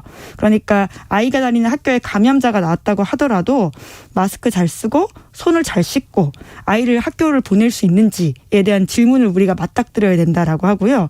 또 만에 하나 병원에 갔을 때 그 병원에 감염자가 있었다라고 하더라도 계속 그 병원을 통원 치료할 수 있을지 이런 아주 현실적인 부분에 부딪히게 되는데 이에 대해서 시민들의 인식체계도 이제 지난 K방역 때는 좀 다르게 작동할 필요가 있다라는 거죠. 내 옆에서 누가 코로나 걸려도 며칠 쉬고 나와야 되겠다 이렇게 생각하라는 거죠? 네, 왜냐하면 지금 우리는 백신 접종률이 아주 높고요. 게다가는 비싼 신약임에도 국내에서는 치료제가 무상으로 공급되고 있습니다. 네. 여러 가지 재반 환경이 만들어져 있기 때문에 성 밖에 나와서 이 오미크론 유행과 맞서야 이제 마주해야 된다라는 지점이 있다는 거죠. 네, 겁먹을 필요는 없습니다. 네, 현명하게 오미크론과 함께 사는 세상을 생각해 봐야 될 것 같습니다. 다음에 만나볼 뉴스는요? 네, 세계 곳곳에서 러시아의 우크라이나 침공에 반대하는 시위가 열렸습니다. 푸틴 규탄합니다. 러시아 반대합니다. 전쟁 반대합니다. 네, 그래서 지금 영국, 런던, 독일, 베를린, 그리스, 아테네, 핀란드, 헬싱키, 스페인, 마드리드 세계 각지에서 시위가 올렸어요. 그렇습니다. 전쟁 중단 플래카드 들고 거리에 나섰는데요. 도쿄에서도 스위스 수도 베를린에서도 여기는 2만 명 가까이가 나왔다라고 해요. 예. 어제 서울에서도 우크라이나인들의 시위가 있었는데 네. 국내 체류 중인 우크라이나인들이 러시아 대사관 앞에서 반전 시위를 벌였습니다. 네. 180명 가까이가 나왔다라고 하는데 네. 우크라이나 국기를 들고 푸틴은 우크라이나에서 손 떼라. 우크라이나는 평화를 원한다. 이런 문구를 쓴 피켓을 들고 행진했다라고 합니다. 한국에 있는 우크라이나 사람이 200여 명 된답니다. 근데 180여 명이 나왔으니까 거의 대부분 온 거죠. 러시아에서도 반전 시위가 일어나고 있다면서요? 사실 이게 가장 핵심인 것 같습니다. 왜냐하면 러시아 같은 나라는 굉장히 권위주의 국가이기 때문에 이런 의견들을 표출하기가 쉽지 않은 환경이거든요. 그럼에도 불구하고 나와가지고는 정부에 반대되는 목소리를 내세운다. 이런 것들을 좀 우리가 더 주목해야 될 필요가 있어 보이는데 모스크바를 비롯한 주요 도시에서 시위가 있었다라고 하고요. 그래서 이 사람들이 또 3,000명 가까이 잡혀갔어요? 예, 라고 합니다. 그 푸틴의 권위주의적인 태도들 그리고 굉장히 일종의 독재라고 할 수 있죠. 독재에다가 독살도 많이 일어나니까요. 네, 이제 그러다 보니까 굉장히 이런 양심의 목소리를 일정 부분 용기 내서 목숨 걸고 해야 되는 상황이다 보니까 그런 사람들도 있습니다. 네, 많습니다. 그래서 6,000명 넘는 의료인들도 그래도 이 서한에 이름을 올렸다라고 하고요. 건축가와 엔지니어 3,400명, 교사 500명도 러시아에서 서명에 이름을 올렸다라고 합니다. 뿐만 아니라 모스크바에 있는 유명 미술관이 있는데요. 여기서는 우크라이나 비극이 끝날 때까지 전시를 중단하겠다라고 발표했다고 하는데 네. 온라인에서도 반전 여론이 커지고 있다라고 합니다. 러시아 내 온라인 청원에서 우크라이나에 대한 공격 멈추라라는 내용의 78만 명이 서명했다라고 하거든요. 네. 그런 걸 보면 또 러시아 안에서도 다른 목소리가 분명히 있다라는 것을 푸틴이 염두에 둬야 될 것 같습니다. 우크라이나의 평화를 빕니다. 러시아의 전쟁, 침공 반대합니다. 푸틴 반대하는 목소리 계속 커지고 있다는 얘기였습니다. 전하영님께서 어제 딸아이가 확진 통보를 받았어요. 가족 모두 걱정은 되지만 슬기롭게 자가격리 생활 보내려 방역수칙과 격리수칙 숙지하면서 시간 보내고 있습니다. 빨리 우리의 일상 회복되기를 바라봅니다. 어서 빨리 건강해지시기를 그리고 또 이 가족이 일상으로 회복되기를 일상으로 돌아오기를 기원하겠습니다. 감사합니다. 힘을 내주십시오. 기자들의 수다 시사인 김은지 기자 함께했습니다. 감사합니다. 네, 감사합니다. 교통정보센터 다녀올게요. 김한나 씨. 네, 교통량이 점차 늘고 있습니다. 도로 곳곳으로도 돌발 구간이 계속 이어지고 있는데요. 먼저 강변북로 일산 쪽으로는 동작대교에서 한강대교 쪽으로 사고가 났습니다. 3차로가 막혀 있고 동호대교부터 여파받고 있고요. 분당 수서로 청담대교 방면으로도 복정 부근 1차로에서 사고가 나서 복정부터 탄천 1교 쪽으로 어렵습니다. 수도권 제일순환고속도로는 판교에서 구리 방면 강일 부근 4차로에서 사고를 처리하고 있고 이전에는 터널 부근에서 토평 나들목까지 8km 정체입니다. 구리에서 판교 쪽은 성남 부근에서 사고를 처리하고 있고요. 2km 밀리고 있습니다.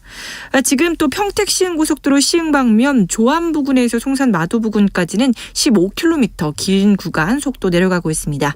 목적지까지 안전운전하시기 바랍니다. KBS 교통정보센터였습니다.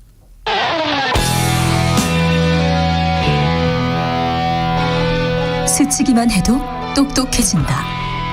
드라이브 스루 시사 주진우 라이브.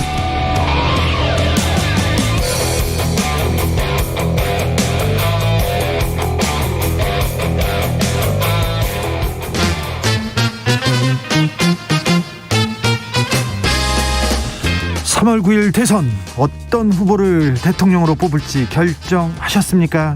민심이 움직이고 여론이 결정되는 9일 여러분의 선택 미리 들여다보겠습니다. 2022 대선 전쟁 여론과 민심.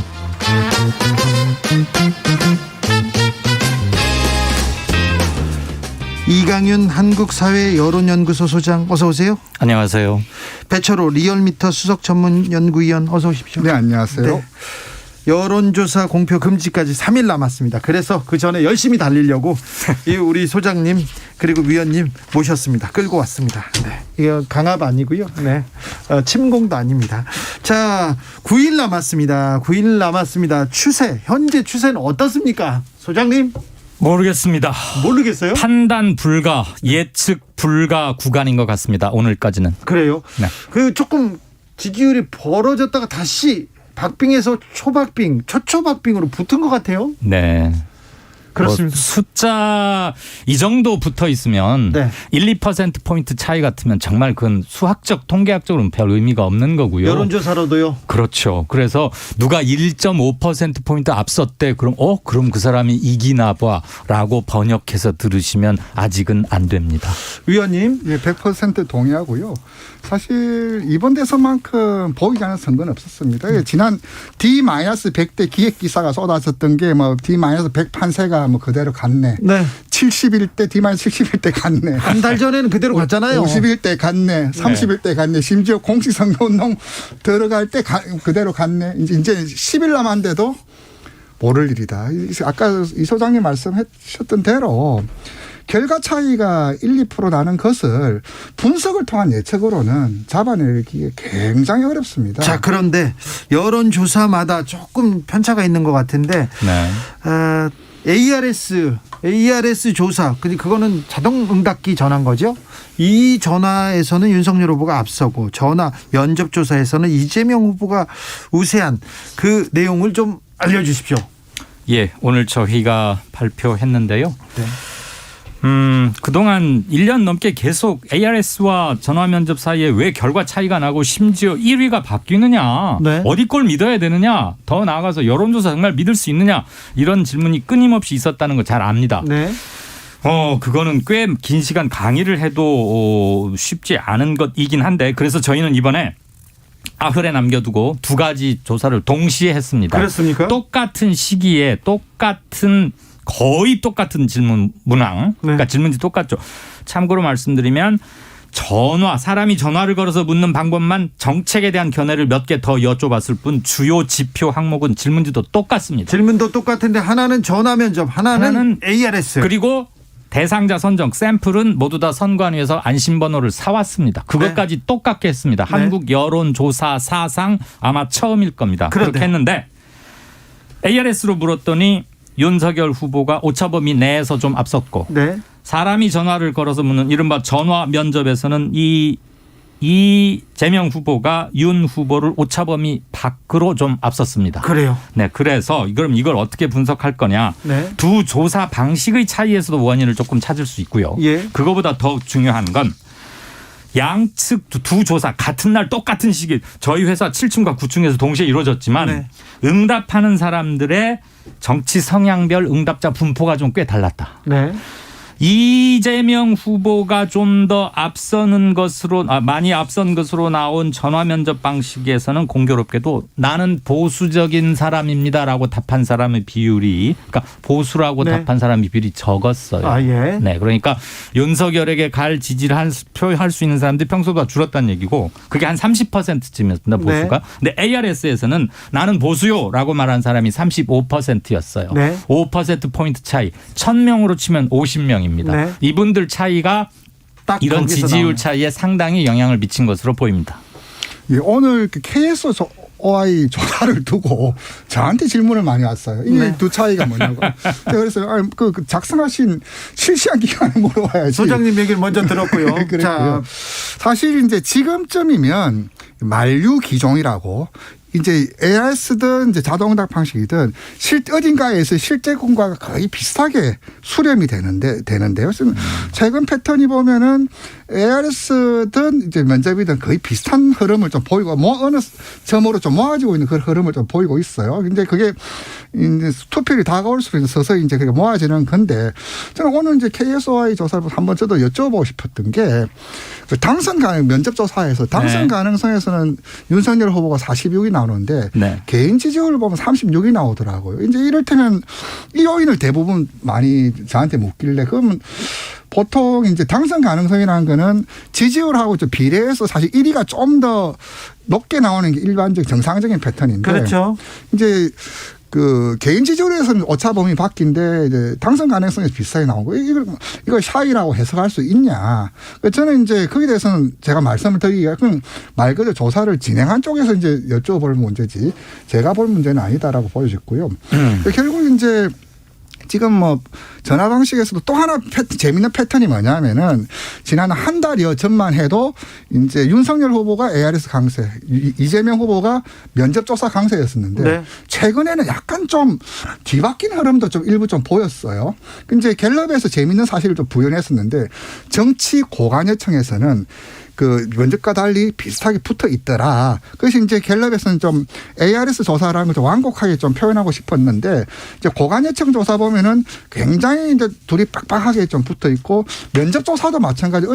어저께 발표된 KBS 한국 리서치 보면 소수점까지도 같았거든요. 예. 그런 조사는 또 처음 봤어요. 그런 건 몇 년 만에도 거의 처음이죠. 사실 만들려고 해도 만들 수가 없습니다. 그렇습니다. 네. 그만큼 현재 판세를 분석하자면은 그만큼 빡빡하게 아주 빡빡하게 학교 진행자께서 초초박빙이라고 하셨는데 네. 한 글자 더 붙이겠습니다. 초초초박빙. 네. 이제 그건 조사 방법 차이에도 크게 유의미한 차이는 안 보이는 상황이다. 387님께서 전화 면접 응했는데요. 국민의힘 지지를 한다고 했더니 조사 대상 아니라고 끊었어요. 얘기하는데. 그건 아마 그 쿼터가 다 찼겠죠. 그렇죠. 뭐 서울의 40대 남자가 일테면 100명을 조사해야 되는데 네. 100명이 다 찼으면 네. 자동으로 끊어지게 돼 있고요. 한두 가지 추가 보충 말씀드리자면 방금 배 의원께서 말씀하셨는데 저는 당선 가능성이라는 항목은 시민들이 하는 판세 분석이다.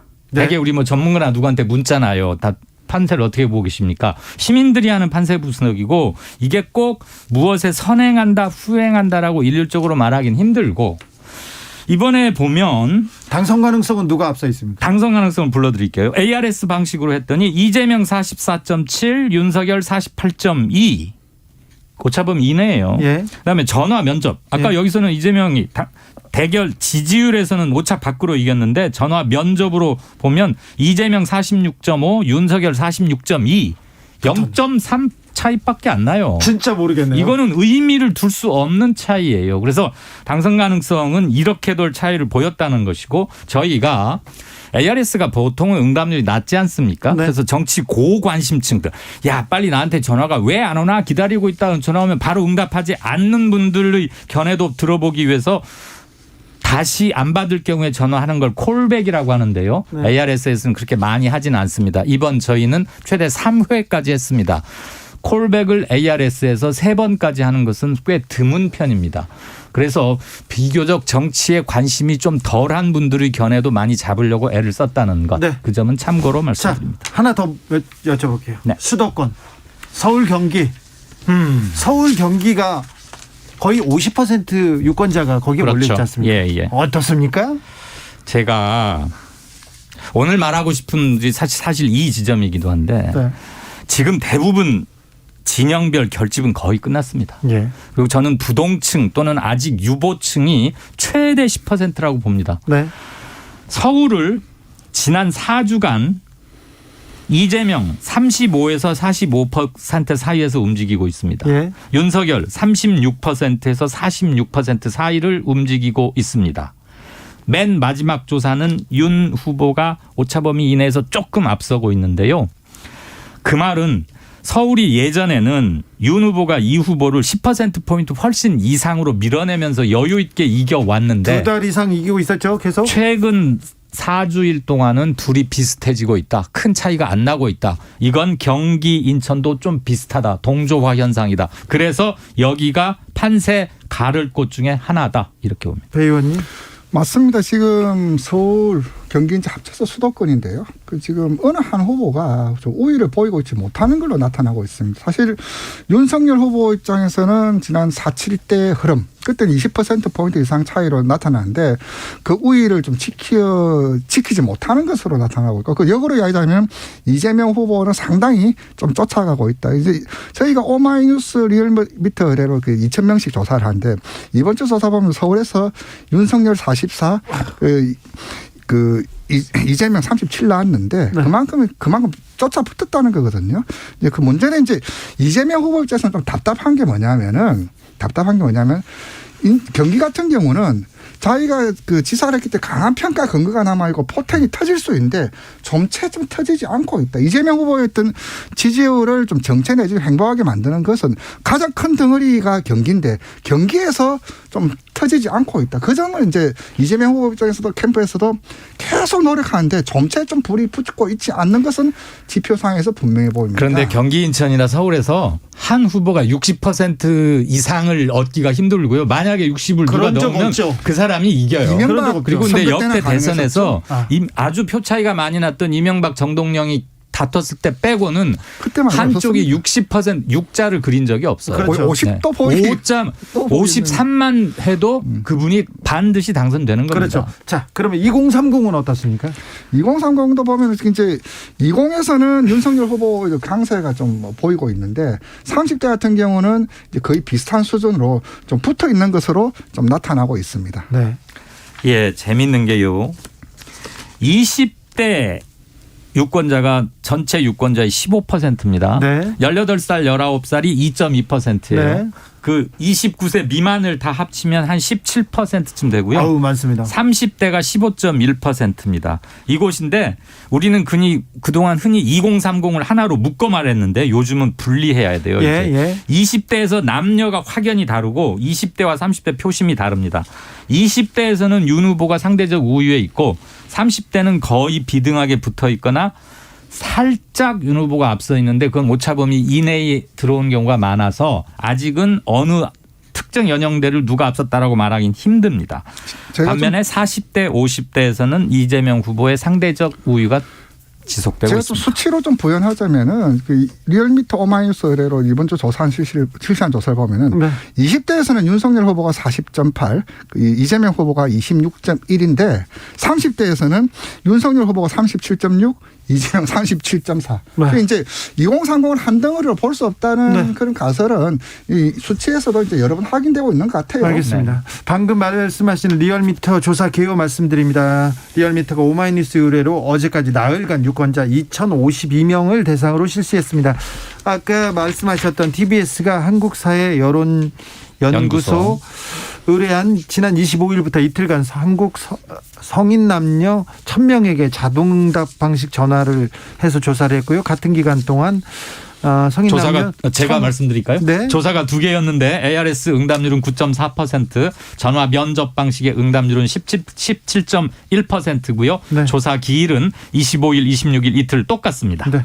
자세한 내용은 한국사회 여론연구소 그리고 중앙선거 여론조사심의위원회 홈페이지를 참조하시면 됩니다. 네. 휴 넘어가겠습니다. 자, 그런데 이 박빙이었던 이 여론이 최초 박빙으로 붙었던데 근데 단일화 말고는 큰 변수가 없었던 것 같은데 단일화 결렬이 굉장히 국민들한테 영향을 미쳤습니까? 그랬죠. 단일화 때문에 붙었고 단일화 결렬된다고 하니까 분화가 시작됐고 그러면서 이재명 후보 측은 상승이 시작됐고 윤 후보는 빠졌고 안 후보도 좀 빠졌고. 아니 근데 단일화를 한다 안 한다 했는데 이게 국민들한테 약간 안철수가 좀 불쌍하다 이렇게 비춰졌나요? 그것보다는 단일화를 한다고 하니 정권 교체가 원래 조금 50을 조금 더 넘었었으니까 그렇죠. 그건 우리가 부인하지 않잖아요. 그렇죠. 네. 그래서 이제 단일화가 되면은 정권 교체를 바라는 측에서는 확실히 이길 수 있겠구나라는 기대감에 올랐다가 두 번째 주 지금 3주 연속 일요일마다 단일화 쇼가 펼쳐져 왔지 않습니까? 그렇죠. 어제까지. 네. 그래서 무산될 것 같으니까 실망표가 생기는데 안철수 후보의 표가 윤에게도 가고 이재명에게도 가고 그다음에 안철수 아니면 안 되라는 고유의 팬심이 가득한 표도 있어요. 네. 그 표가 그렇게 많지는 않지만 정확한 포지션을 추정하기는 쉽지는 않으나 전반적으로 안철수 후보가 지금 얻고 있는 지지율 여론조사상의 지지율이 예년에 그가 출마했던 두 번의 대선 때보단 낮습니다. 낮죠. 파이 자체가 그렇게 낮기 때문에 어느 쪽으로 단일화가 이루어지더라도 플러스 그러니까 이를테면 안, 윤 단일화를 한다고 합시다. 그러면 안 지지자 중에 일부가 윤에게 가는 대신에 안 지지자 중에 일부는 2로도 오고 저쪽이 단일화를 했어? 그럼 이쪽에서 역작용, 역결집도 일어날 수 있는 여지가 남아있는 거죠. 그래서 단일화로 인한 표차가 실은 생각보다 크지는 않을 것이다. 그다음에 단일화 과정이 너무 피로감이 많아졌고 정치 거래처럼 됐고 희화화되는 과정을 거치면서 단일화가 거둘 수 있는 드라마틱한 효과는 매우 줄어들고 있다. 이렇게 보여집니다. 단일화는 이미 그 물 건너고 소멸된 이슈라 보여지고 여기서 다시 단일화가 된다라면 이 야권 연대가 아니라 이권 연대로 비춰질 수 있어요. 뭐냐면 아무런 감동, 내용, 비전 없이 그냥 후보 단일화가 아니라 후보 압축으로 되는 그밖에 안 되고 오히려 말씀하셨던 대로 반작용만 더 커질 수 있거든요. 오히려. 그렇죠. 저는 그렇게 봅니다. 그랬을 때 국민의힘 입장에서는 이제 결국 안철수 후보를 지지하면서도 정권 교체를 바라는 그 일정 정도 비율이 있어요. 여기 조사 기간마다 다르지만은 작게는 20에서 많이는 40% 정도 나와요. 그런데 이제 그 층을 얼마만큼 좀 땡기느냐. 이제 그 흔들기 의도 이제 그 다분히 좀 있어 보이고요. 거꾸로 이제 민주당에서도 계속 안철수에게 손을 내밀죠. 일단 그렇죠. 연결고리는 정치개혁이라는 명분으로 예. 다당제라든지 이제 역할 이런 걸로 고려했는데 결국 이제 안철수 후보 지지율은 현재보다는 좀 조정 내지는 약세 국면으로 가는 것은 좀 필연적인 코스로 보이고 단지 그 층의 분화가 어느 수준으로 어느 후보에 갈지는 그거 역시 이번 선거를 보는 결국 이제 한 8에서 10% 정도 남은 미결정층들의 움직임 플러스 안철수 후보 지지율이 빠지면서 가는 움직임 이 두 가지만 이제 남았다. 좀 그렇게 봅니다. 단일화는 이제 큰 변수에서는 지금 태풍의 눈이 좀 조금씩 소멸되고 있는 것 같습니다. 네. 자, 어떻게 되든요. 어떤 네. 결론을 내리든. 그런데요. 그러면 남은 변수가 뭐 있습니까? TV토론은 이제 한 번 남았는데 TV토론은 큰 변수가 안 됩니다. 그렇죠. 원래 TV토론은 자기가 좋아하는 지지, 이미 지지를 결정한 후보를 왜 더 지지해야 하는지를 확인하는 기회로 삼는 경우가 많았는데 지금도 아직 유보 상태에 계신 분들은 이제 솔직히 각 후보들의 좋은 점, 나쁜 점, 안 좋은 소식, 무슨 비리, 도덕, 리스크 어쩌고 하는 말들 너무 많이 들어와 있거든요. 잘 알아요. 이제. 이제는 정보가 부족해서 판단을 미루었던 게 아니에요. 그러면 딱 한 번 남은 금년 대선은 특히나 또 TV토론이 귀했어요. 그리고 TV토론을 할수록 어느 특정 후보가 조금씩 약점이 좀 더 부각된다 이런 언론의 평들도 좀 있거든요. 제가 누군지는 말씀드리지 않겠습니다만. 윤석열 후보라고 왜 말씀 안 하세요? 저는 말하면 안 됩니다. 저는 사회자인데요. 주진우 기자는 말아서 판단을 하시고. 그런 기사가 많이 나왔었습니다. 그런데 그래서 그런 것들도 일부 영향을 받을 수 있고 최대 판례지 10% 정도라고 보이는데 그럼 이분들은 정보가 부족해서라기보다는 마지막에 판단할 결심의 문제인 것이고 투표율이 다가오면 어느 한 후보가 어마어마한 실수나 실언이나 망동을 하지 않는 한은 TV토론이 그나마 남은 거다. 만에 하나 이 아니든 윤 아니든 단일화가 만약에 이루어진다면 그것도 변수는 될 수 있으나 이미 단일화의 태풍권에서는 훨씬 지났기 때문에 큰 건 아닐 것이다. 그 TV 토론을 둘러싼 전통적인 입장은 두 가지. 하나 리인포스먼트 이펙트, 보강 효과와 애티튜드 체인지, 태도 변화인데 저는 여전히 TV 토론이 이제 영향이 있다고 봅니다. 왜냐하면 잘해서 태도가 변화되어서 이제 신장 오른다는 그 모멘텀이 아니라 여전히 실수를 하게 되면 그렇죠. 막판에 집중적으로 이제 그 부각이 되고 밈으로 짤로 숏으로 돌아다닐 텐데 여전히 실수할 우려가 누군지는 모르겠지만은 그 우려 때문에 영향이 있다는 거 하나고요. 또 하나 제가 보는 것은 코로나 확산세입니다.